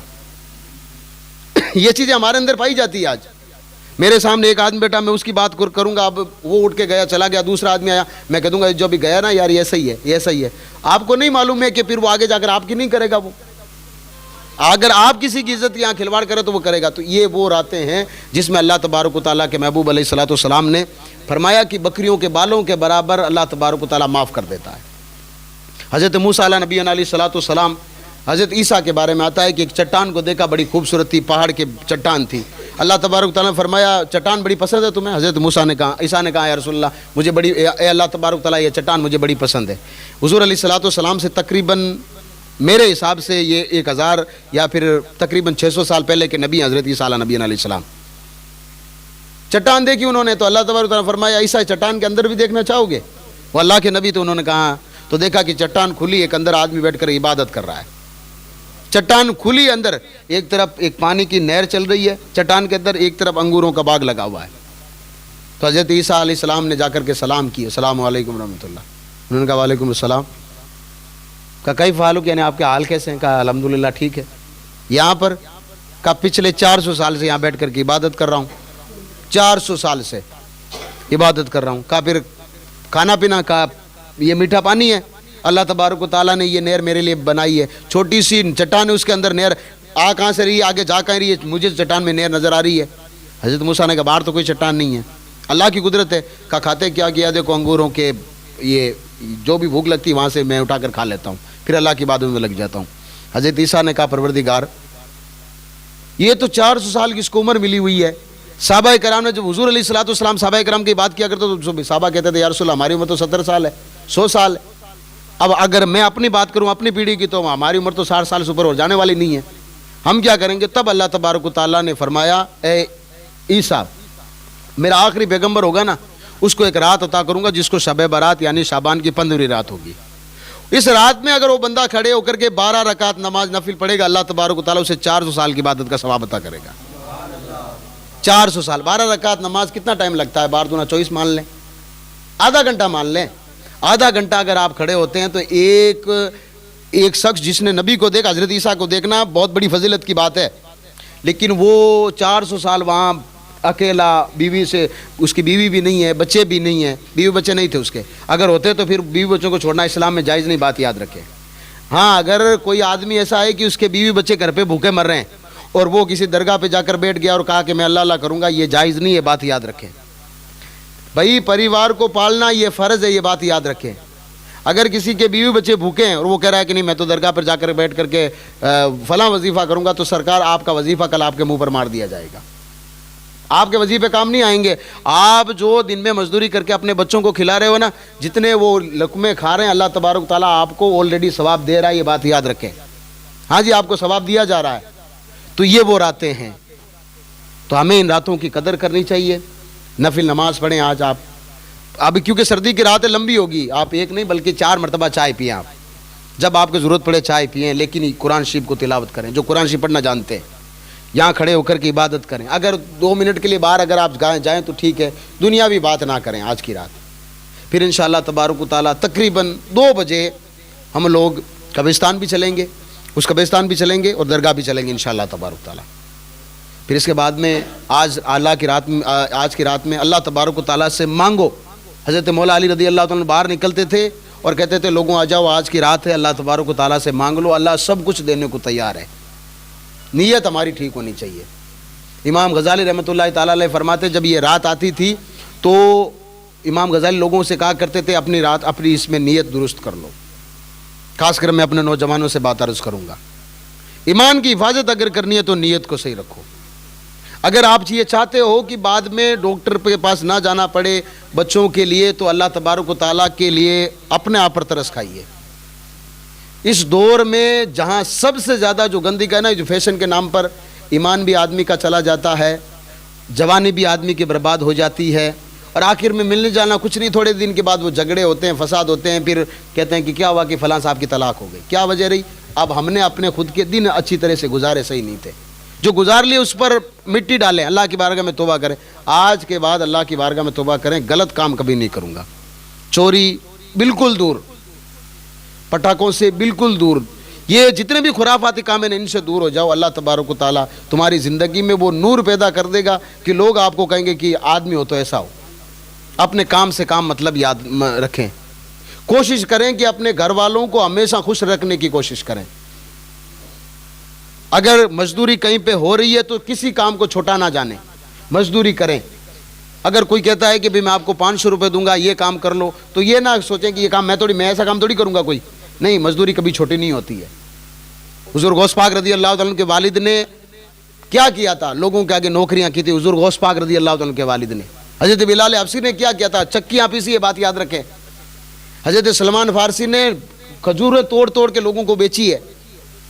ये काम कोई अल्लाह तबारक व तआला का शुक्र करे। मैं तो इसलिए कह रहा हूँ, रातों में हम जहाँ कब्रिस्तान जाएंगे ना, क्यों जाएंगे, ये सवाब लेकर उनके पास जाएंगे जिन्होंने हमारे लिए ज़मीनें छोड़ी है, ये जिसे आज हम जो चाहें ज़मीन से निकाल सकते हैं। अल्लाह ने हमें पानी दिया है, उन लोगों से पूछे जिनके पास कभी पानी था, आज पानी ख़त्म हो गया है। तो इस रात में अल्लाह तबारक व तआला की खूब इबादत करें और नमाज पढ़ें, आप कुरान मजीद की तिलावत करें। अब मैं आपके एक लिए छोटी सी बात, अपने आखिर में अपनी बात को ख़त्म करने के लिए 2 बातें आपकी बारगाह में अर्ज़ करूँगा। मैंने पिछली रात भी ये बात कही थी, आज की रात फिर से कह रहा हूँ, अपने लिए सिर्फ कभी मांगने की दिल को बड़ा करें। लोगों की अल्लाह की बारगाह में जब खड़े हो रहे हैं ना, अल्लाह तबारक व तआला, मेरे नीचे कितने मेरे भाई हैं जो कि गरीब हैं, बच्चियाँ उनकी बड़ी हो चुकी है, बच्चे बड़े हो चुके हैं, रिश्ता नहीं मिल रहा, उनके लिए दुआ करें। कोई अगर किसी का कारोबार, बहुत कोशिश कर रहा है कारोबार करने की, दुकानें करने की कोशिश कर रहा है और वो कामयाब नहीं हो पा रहा, पैसे लगा रहा है लेकिन कामयाब नहीं हो रहा, अल्लाह उनके लिए दुआ करेंगे। अल्लाह तबारक व तआला, आगे वो गरीब आदमी है लेकिन तुझे मानने वाला, अल्लाह तबारक व तआला उसके कारोबार में बरकत अता फरमाए। इंशाअल्लाह तबारक व तआला आपके कारोबार, आपके भी कारोबार में बरकत होगी, उसकी वजह से, आपकी वजह से उसका कारोबार चल पड़ेगा। इसी तरीके से जो बीमार है उनके लिए दुआ करें। अल्लाह तबारक व तआला, आगे रमज़ान आ रहा है, उनको ऐसी शिफा दे दे कि वो रमज़ान में तेरे रोज़े रखें और अपनी जो है आगे रमज़ान की इसी यहीं से तैयारी करें। अगर इतने पैसे आपके पास है कि जिसकी ज़कात बनती है 4,000 या 5,000 या 6,000 7,000 लास्ट 10,000 आपकी, आप जितने लोग हैं बड़े बड़े, मैं जानता हूँ 10,000 से ज़्यादा आपकी ज़कात नहीं बनेगी। ईमानदारी के साथ उसको निकालने की कोशिश करें। ये बात याद रखें। आप अगर कह रहे हो ना मैं अपनी औलाद के लिए कर रहा हूँ, अगर औलाद अगर कामयाब रही तो यह बात याद रखें, वो कमा करके खा लेगी और आपको दुआएं भी देगी। और अगर नाकाम रही, आपने ज़कातें नहीं दी और वो नाकाम है, आपकी भी वो बर्बाद कर देगी और अब बाद में क्या कहेगी, पापा ने हमारे लिए की, इतने पैसे इकट्ठा कर लिए कि हमें कमाने की ज़रूरत नहीं पड़ी, अब हम लोग ठोकरें खा रहे हैं। देखिए कितने सारे लोगों को उनके बाप ने तकरीबन 50-50 बीघा ज़मीन छोड़ी थी, आज उनके पास रहने को घर नहीं है। वजह क्या रही, उन्होंने कदर नहीं की। हमें अल्लाह तबारक व तआला ने जो दीन दिया ना, बड़ा खूबसूरत दीन दिया है, इसमें कमाना भी चाहिए, अपने आप पर भी खर्च करें, अपने घर वालों को अच्छा खाना खिलाएं, बच्चों को स्कूल की भी तालीम दें, सब कुछ करें, अपने बच्चियों को पढ़ाएं, बच्चियों को दीन सिखाएं, ताकि आगे जा कर के एक बच्ची जब सीखेगी ना, मैं यहाँ जब बच्चियों को पढ़ाता हूँ ना, तो सारों को एक मसला जब बताता हूँ बच्चों को, उनको कभी पूछ लीजिए, बड़े बच्चे पढ़ते हैं उनको पूछ लीजिएगा, इनकी तरफ इतनी तवज्जो नहीं देता हूँ, बच्चियों को देता हूँ, क्योंकि आगे जाकर दूसरा घर संभालेगी और आगे जाकर इनसे एक कुंबा, एक ख़ानदान, ये भी किसी की दादी बनेगी, किसी की नानी बनेगी, आगे जाकर बहुत बड़ा काम करना है इनको। तो अल्लाह तबारक व तआला के लिए आपके घर में आपने फातिहा लगाई होगी आज, ये वो रात है जिसमें आपके मुर्दे आपके आज घरों पे आए थे। आज की शाम मगरिब के वक्त सारे मुर्दे आपके वालिद साहब गए तो वो आए थे, दादाजी वो आपके आकर के, इब्ने अब्बास रदी अल्लाह तआला अन्हु कहते हैं कि घर के दरवाजे पर आकर इस रात में, शब बारात में, जुम्मे की रात में आकर के बाहर खड़े हो जाते हैं और देखते हैं भाई तुम सब क्या कर रहे हो। जब तुम सब कुछ नहीं कर रहे होते हो, यानी कोई वो काम नहीं करो जिसको कोई अल्लाह तबारक व तआला उसके रसूल से कोई मतलब काम हो, तो फिर वो कहते हैं कि लोगों हम पर रहम करो। इसकी जगह हम भी थे कल, हमें भी पता था कि कल ये काम करना था, हम भी इसे अकड़ में थे कि जाना नहीं, हम लोग चले गए, हमारी नाकें गल गई, हमारे हाथ गल गए, अब हमारी रूह बाकी है, इसलिए हम हमारे लिए रहम करो। तो आज ये कुरान शरीफ पढ़ो और आज से नियत करके जाओ, जो रमज़ान शुरू होगा ना, एक रमज़ान से लेकर के 27 रमज़ान के बीच में हमें कम से कम एक कुरान पढ़ना है। आप अपने बच्चों को बताएं, अगर आपकी बीवी पढ़ी तो उसको बताएं, सबको बताएं, एक कुरान कम से कम ख़त्म करनी है, वालिदा के नाम, वालिद के नाम, दादा के नाम, दादी के नाम। ये उन लोगों की बदौलत आज हम इस ज़मीन पर बैठे हुए हैं। अल्लाह तबारक व तआला इस रात की कदर करने की तौफीक रफ़ीक अता फरमाए। इसके बाद में अगर आपने मगरिब के बाद 6 रकात नमाज नफिल पढ़ी है تب تو ٹھیک ہے. اگر نہیں پڑھی ہے تو پھر بھی آپ ابھی 6 رکعت نماز نفل پڑھیں, 2 کر کے پڑھیں, نیت کہ میں نے 2 رکعت نماز نفل واسطے اللہ تعالیٰ کے کعبہ شریف کی طرف اللہ اکبر. اب جو پہلی 2 رکعت پڑھیں تو دل میں نیت کریں اللہ تبارک و تعالیٰ یہ میری عمر ہے نا, یہ میرا وجود ہے نا, اس کی میرے والدین کو ضرورت ہے, میرے بچوں کو ضرورت ہے, اللہ تبارک و تعالیٰ میری عمر میں برکت عطا فرما. پھر سلام پھیریں, 2 رکعت کے لیے پھر کھڑے ہو جائیں, اللہ کی بارگاہ میں دعا کریں, میں نے لمبی عمر تو مانگ لی ہے, اب تیری رحمت اگر اس میں شامل نہیں ہوگی تو پروردگار اس عمر کا میں کیا کروں گا. مان لیجیے اگر کسی کی عمر 50 سال ہو گئی اور وہ بستر پہ پڑا رہا تو وہ عمر کس کام کی.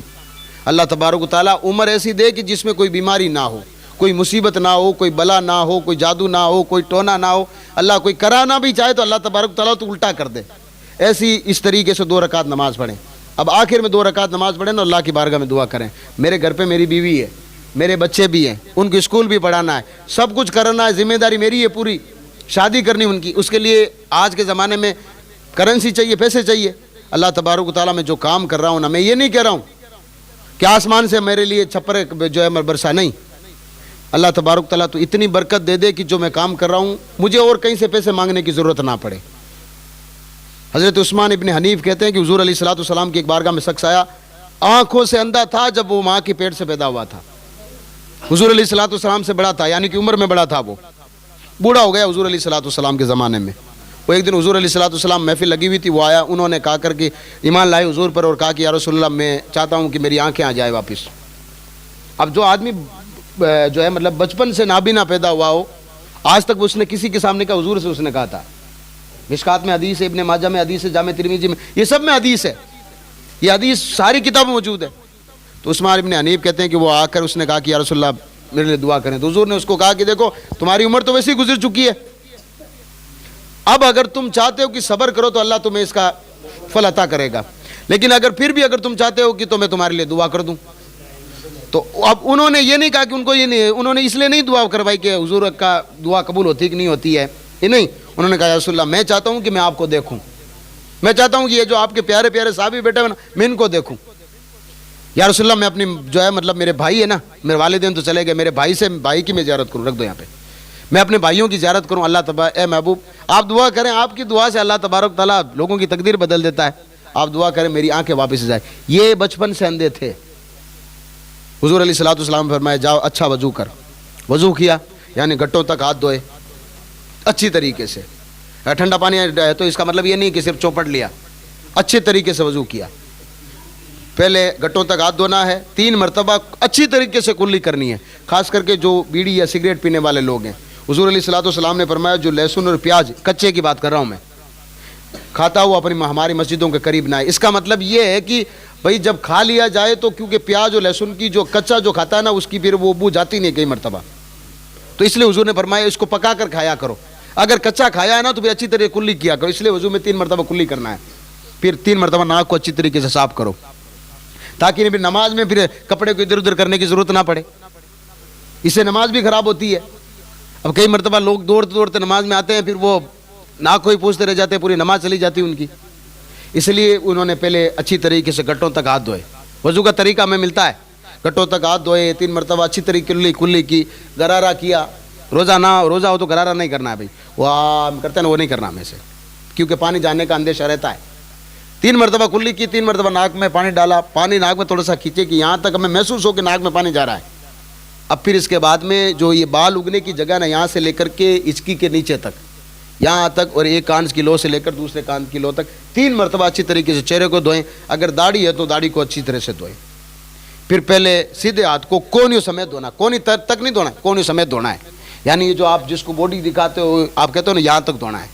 3 مرتبہ یہاں تک اس ہاتھ کو دھونا ہے سیدھے کو, اور دوسرے کو پھر 3 مرتبہ. پھر 1 مرتبہ سر کا مسح کرنا ہے. سر کا مسح 1 ہی مرتبہ کرنا ہے. 2 مرتبہ سر کا مسح کرنا مکروہ ہے. مکروہ کا مطلب یہ ہے وضو آپ کا ہو جائے گا لیکن ناپسندیدہ ہے. ہم کہتے ہیں نا یہ وہ چیز مجھے پسند نہیں, اس کو عربی میں کہا جاتا ہے مکروہ. یہ بات یاد رکھیں, یعنی جو چیز پسند نہ اس کو عربی میں مکروہ کہا جاتا ہے. تو 1 مرتبہ سر کا مسح کرنا. سر کا مسح کرنے کا طریقہ یہ کہ ہاتھوں کو بھگوئیں اور سیدھا لے جائیں گردن تک دونوں ہاتھوں کو.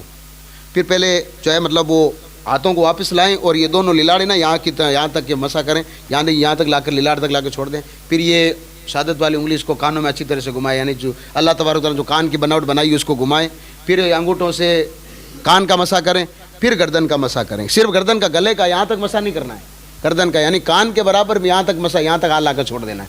یہ آپ کا مسح ہو گیا. اب انہوں نے پھر گریوں کے اوپر تک پاؤں دھو لیے, یعنی اگر گریوں تک پاؤں دھو لیے وضو آپ کا ہو جائے گا, لیکن گریوں کے سمیت دھونا ہے, جس کو ٹکنے بولے جاتے ہیں. حدیث میں آتا ہے کہ جو کوئی شخص تکبر کے مارے یعنی گھمنڈ کے مارے اگر کوئی جبہ یا پھر سلوار جو ہے مطلب وہ ٹکنوں کے نیچے اگر پہنتا ہے تو وہ کل جہنم میں, وہ جو ہے کپڑا جو لٹک رہا ہے وہ جہنم کی آگ میں کپڑا ہے, وہ تو ٹکنوں کا ہمیں وہاں سے ملتا ہے. اب انہوں نے اچھا وضو کیا, حضور نے, انہوں نے کہا رسول اللہ وضو کر لیا, میں نے وضو کر لیا ہے. اب جو حضور جس کو طریقہ بتائے پھر وہ اس کا تو طریقہ غلط نہیں ہو سکتا نا بھائی, میرا طریقہ آپ کا طریقہ غلط ہو سکتا ہے. اس نے کہا یا رسول اللہ میں نے وضو کر لیا. حضور نے دیکھا اس نے وضو کیا, اس کے داڑھی سے پانی ٹپک رہا تھا. حضور علیہ الصلوۃ والسلام نے کہا کہ ٹھیک ہے کوئی بات نہیں, اللہ کے لیے 2 رکعت نماز نفل نماز پڑھو. نفل نماز کا حکم دیا ہے. اور آج جو آپ پڑھ رہے ہو نا یہ اپنی لمبی زندگی کے لیے, بیماری کی دور کرنے کے لیے, رزق کے لیے بھی نفل نماز ہی ہے. کہا نفل نماز پڑھنی, نماز پڑھنے کے بعد اللہ کی بارگاہ میں دعا کرنی ہے, لی محمدن, میرے وسیلے سے. یہ حضور نے فرمایا ہے. جامع ترمذی, ابو داؤد, مسند امام احمد بن حنبل اور باقی جتنی نچلی کتابیں سب میں روایت موجود ہے. یہ اب جس کو نہیں ماننا تو وہ کیا کہے گا معلوم ہے, وہ کہے گا اس حدیث پر کلام ہوا ہے, ایک حدیث کمزور ہے, ضعیف ہے. اب جس کو خود کو نہیں پتا ہے کہ میری ٹانگیں کمزور ایک نہیں, وہ حدیث کو کمزور کہتا, پھر بتاؤ. اب پڑھا کچھ بھی نہیں بندے نے, کبھی مدرسہ نہیں گیا, جب مدرسہ جب جانے کا وقت تھا نا تب وہ گلیوں میں گھومتا تھا. اور آج وہ بندہ گلیوں میں کھڑے ہو کر کہہ رہا ہے کہ نہیں فلاں آدمی ہے نا وہ صحیح نہیں کہہ رہا. یہ حدیث ضعیف ہے. اللہ تبارک و تعالیٰ کے لیے حدیث ضعیف حدیث ہو سکتی, عمل کبھی ضعیف نہیں ہوتا, بات یاد رکھیں. ضعیف کا معنی ہوتا ہے کمزور, عربی میں ضعیف, کمزور کو ضعیف کہا جاتا ہے, بات یاد رکھیں. وہ کہتے ہیں ایک ضعیف بوڑھیا تھی, یعنی بوڑھیا کمزور تھی. حدیث ضعیف ہو سکتی ہے, عمل کبھی کمزور نہیں ہوتا. میں تھوڑے دن پہلے ایک بہت بڑے اہل حدیث کے ایک عالم دین تھے, ان کو سن رہا تھا. وہ میں نے جب بھی اس کا بیان سنا نا وہ ہمیشہ جو ہے مطلب وہ ملانے والی بات کرتا, بیچارہ اختلاف والی بات وہ کرتا نہیں ہے. وہ کہتا ہے یار ہمارے اہل حدیث جتنے بھی لوگ ہیں نا یہ کیا کرتے ہیں, ان لوگوں نے ہر چیز کو ضعیف کہہ کر کے امت کو جو ہے مطلب وہ اللہ تبارک و تعالیٰ کے دین سے دور کر دیا ہے. انہوں نے ایک مثال دی تھی, بڑی خوبصورت مثال تھی. وہ مثال یہ تھی کہ ایک مولانا صاحب ایک کوئی سنی عالم تھے, انہوں نے ایک حدیث بیان کی مسجد میں. وہ حدیث یہ تھی کہ قرآن مجید میں 27ویں پارے میں سورہ رحمان کے بعد ایک سورہ واقعہ ہے. آپ گھروں میں جا کر دیکھیے گا, بڑے بڑے شہروں میں اسپیکر میں صبح قرآن چلتا ہے, یہ سورہ واقعہ چلتی ہے. اس کو اگر آپ گھر میں آپ موبائل میں بھی چلا کے چھوڑ دیجئے, 27ویں پارے میں سورہ واقعہ, آپ لکھیے گوگل بول لیجیے سورہ واقعہ آ جائے گی. اس کو اپنے گھر میں صبح تلاوت کروائیے. پڑھنے والا ہو تو اس کو کہیے سورہ واقعہ پڑھے. اس کی فضیلت کیا, حضرت عمر کے بارے میں ایک شخص آتا تھا حضرت عمر کی روزانہ بارگاہ میں, کہا کہ آج میرے گھر میں جو ہے وہ نمک ختم ہو گیا ہے, نمک دیجیے. تھوڑے دن کے بعد آیا, کہا کہ آج گھر میں جو ہے مطلب دودھ ختم ہو گیا ہے. حضرت عمر سے جب وہ 2-3 مرتبہ مانگنے آئے تو ایک دن حضرت عمر غصے میں تھے. حضرت عمر نے کہا ادھر روزانہ تو مانگتا پھرتا ہے, اللہ تبارک و تعالیٰ کے قرآن کو کیوں نہیں پڑھتا ہے؟ قرآن کو پڑھا کر اللہ تبارک و تعالیٰ تجھے حضرت عمر کے دروازے سے بے نیاز کر دے گا, عمر کے دروازے سے بے نیاز کر دے گا. پھر مولانا صاحب کس کھیت کی مولی ہے بھائی, سیٹھ صاحب حاجی صاحب کس کھیت کی مولی ہے؟ حضرت عمر جو اتنا بڑا بادشاہ ہو, وہ کہتا ہے. تو وہ شخص جو ہے مطلب گیا اور اس نے قرآن جا کر کھولا, سورہ واقعہ روزانہ پڑھنا شروع کیا. 6-7 مہینے کے بعد ایک دن حضرت عمر نے دیکھا کہ ایک شخص ہے بازار میں سب سے ہائی کوالٹی کی اجوا کھجور خرید رہا ہے. اجوا کھجور وہ خرید رہا ہے. سب سے ہائی لیول کپڑا جو ہے نا وہ ہمارے یہاں سے جاتا تھا, سوتی اونی کپڑا, جو بھیڑ کی اون سے جو کپڑا بنتا تھا وہ وہاں جاتا تھا, وہ خرید رہا. حضرت عمر نے کہا بھائی تو تو میرے سے مانگتا پھرتا تھا, تیرے پاس پیسے آئے کہاں سے؟ تو انہوں نے کہا کہ یا امیر المومنین, آپ نے خود نہیں تو کہا تھا قرآن پڑھا کر. جب سے میں نے قرآن پڑھنا شروع کیا مجھے خود کو نہیں پتا اللہ روزی کہاں سے دیتا, میرے گھر میں کوئی چیز کبھی چیز ختم ہوتی نہیں ہے. یہ ہے قرآن کا پاور. حضرت عمر جب اس بات کی جب گواہ ہونا تو پھر اب اور کسی گواہی کی ضرورت ہی نہیں ہے. تو وہ عالم صاحب کہہ رہے تھے کہ بھائی سورہ واقعہ پڑھو. تو ایک بیچ میں کوئی جو ہے ناٹو سے قسم کا کوئی لڑکا کھڑا ہوا, اس نے کہا یہ حدیث ضعیف ہے, یہ حدیث ضعیف ہے. تو کہا حدیث ضعیف کا کیا مطلب ہے؟ ضعیف کا کیا مطلب ہوتا جانتے ہو؟ کہاں کا کیا مطلب ہے؟ کہا بھی 6-7 لوگوں سے تو حدیث آئی تھی, اس میں سے ایک آدمی ہے جس کے بارے میں یا تو یہ گمان ہے کہ وہ آدمی اس کی میموری کمزور تھی, یا وہ آدمی اس زمانے میں جھوٹ بولا کرتا تھا, یا وہ آدمی جو ہے اس طریقے سے ایک آدمی کی وجہ سے حدیث کمزور نہیں ہوتی ہے, آدمی کمزور ہوتا ہے جو حدیث بیان کرنے والا ہوتا ہے. تو کہا یہ بتاؤ. تو وہ اس اہل حدیث کا عالم خود کہہ رہا تھا کہ یہ حدیث ضرور ضعیف ہو سکتی, عمل کبھی ضعیف نہیں ہو سکتا. یعنی قرآن مجید کبھی کمزور نہیں ہو سکتا نا قرآن مجید تو. سورہ واقعہ آپ پڑھتے جائیے, اللہ تبارک و تعالیٰ انشاءاللہ تبارک و تعالیٰ ایسی جگہ سے آپ کو روزی دے گا جہاں سے آپ نے گمان بھی نہیں کیا ہے. یہ حضرت عمر نے کہا ہے, تو پڑھیے ان کو. تو وہ جو ہے مطلب صحابی آئے, انہوں نے کہا یا رسول اللہ میں نے تو وضو بھی کر لیا, اور اب انہوں نے کہا آپ جاؤ پھر پڑھو, نماز پڑھو جاؤ. اور نماز پڑھنے کے بعد کہنا اے اللہ تبارک و تعالیٰ تجھے تیرے نبی محمد صلی اللہ علیہ وسلم کا واسطہ. جو لوگ کہتے ہیں نا وسیلہ نہیں دینا چاہیے, وہ جا کر کے حدیث کو پڑھیں. جامع ترمذی میں حدیث ہے, یہ ابن ماجہ میں حدیث ہے, یہ سنن نسائی میں, بیہقی میں, ساری میں روایت موجود ہے. اب وہ کہتے ہیں کہ عثمان بن حنیف جو کہ حدیث کے راوی ہیں, وہ کہتے ہیں کہ تھوڑی دیر کے بعد وہ شخص آیا تو کہتا اور عثمان ابن حنیف کیسے ہو؟ تو کہا بھئی تم تو اندھے تھے, تمہیں کیسے پتا؟ کہا کہ اللہ کی قسم کھا کر کہہ رہا ہوں میں تم سب کو ایسے دیکھ رہا ہوں جیسے کہ تم سب اپنی آنکھوں سے دیکھتے ہو. وہ جو کہ ماں کی پیٹ سے جو اندھا, یہ تو دنیا میں کتنے لوگ کمال کر چکے ہیں بھائی. غریب نواز کی کئی ہم نے کرامتیں پڑھی ہے کہ وہاں اندھے لوگ آتے ہیں, اللہ نے ان کو جو ہے آنکھیں دے دی ہے. وہ اورنگزیب کے زمانے میں اورنگزیب ایک آدمی کھڑا باہر تھا, بھیک مانگ رہا تھا, اللہ کے نام پہ دے دو, آنکھیں نہیں ہیں میری. حضرت اورنگزیب نے تلوار نکالی, کہا کس کے دربار پہ کھڑے ہو کر کے دعا کر رہا ہے, مانگ رہا ہے لوگوں سے. او جو ہندوستان کا بادشاہ, اس کے دروازے پہ کھڑے ہو کر لوگوں سے مانگ رہا ہے. تجھے مانگنا نہیں آتا ہے. میں اندر جا کر کے حاضری دے کے آ رہا ہوں. واپس آیا, اور تب تک اگر تیری آنکھیں نہیں آئی تو پھر ٹھیک نہیں ہے, تو پھر دنیا میں نہیں رہے گا. پھر وہ بندہ پھر وہ کھڑا ہو گیا غریب نواز کی بارگاہ میں. اب تک تو ٹھیک ہے لوگوں سے مانگتا تھا, لیکن آج غلط ہوا نا میرے ساتھ میں. آج بادشاہ سامنے, وہ بھی اورنگزیب نام کا, نام تو اس کا اورنگزیب تھا. آج جب نام لیا جاتا ہے تو پھر ان کے نام میں وہ برکت ہے, اللہ کی قسم کہہ رہا ہوں میں. اور 5,000 نہیں بلکہ 5 لاکھ علماء اس کے سامنے بیٹھے رہتے تھے, جس نے فتویٰ ہندی علی کی سب سے بڑی کتاب حضرت اورنگزیب عالمگیر علیہ رحمہ. وہ اندر گئے غریب نواز کی بارگاہ میں. آپ اس کا مطلب سوچ لیں غریب نواز کتنے بڑے تھے. جب اورنگزیب جیسا بادشاہ غریب نواز کے دربار میں حاضری دینے آتا تو غریب نواز کا آپ مقام پتہ کر لیں کتنے بڑے تھے غریب نواز.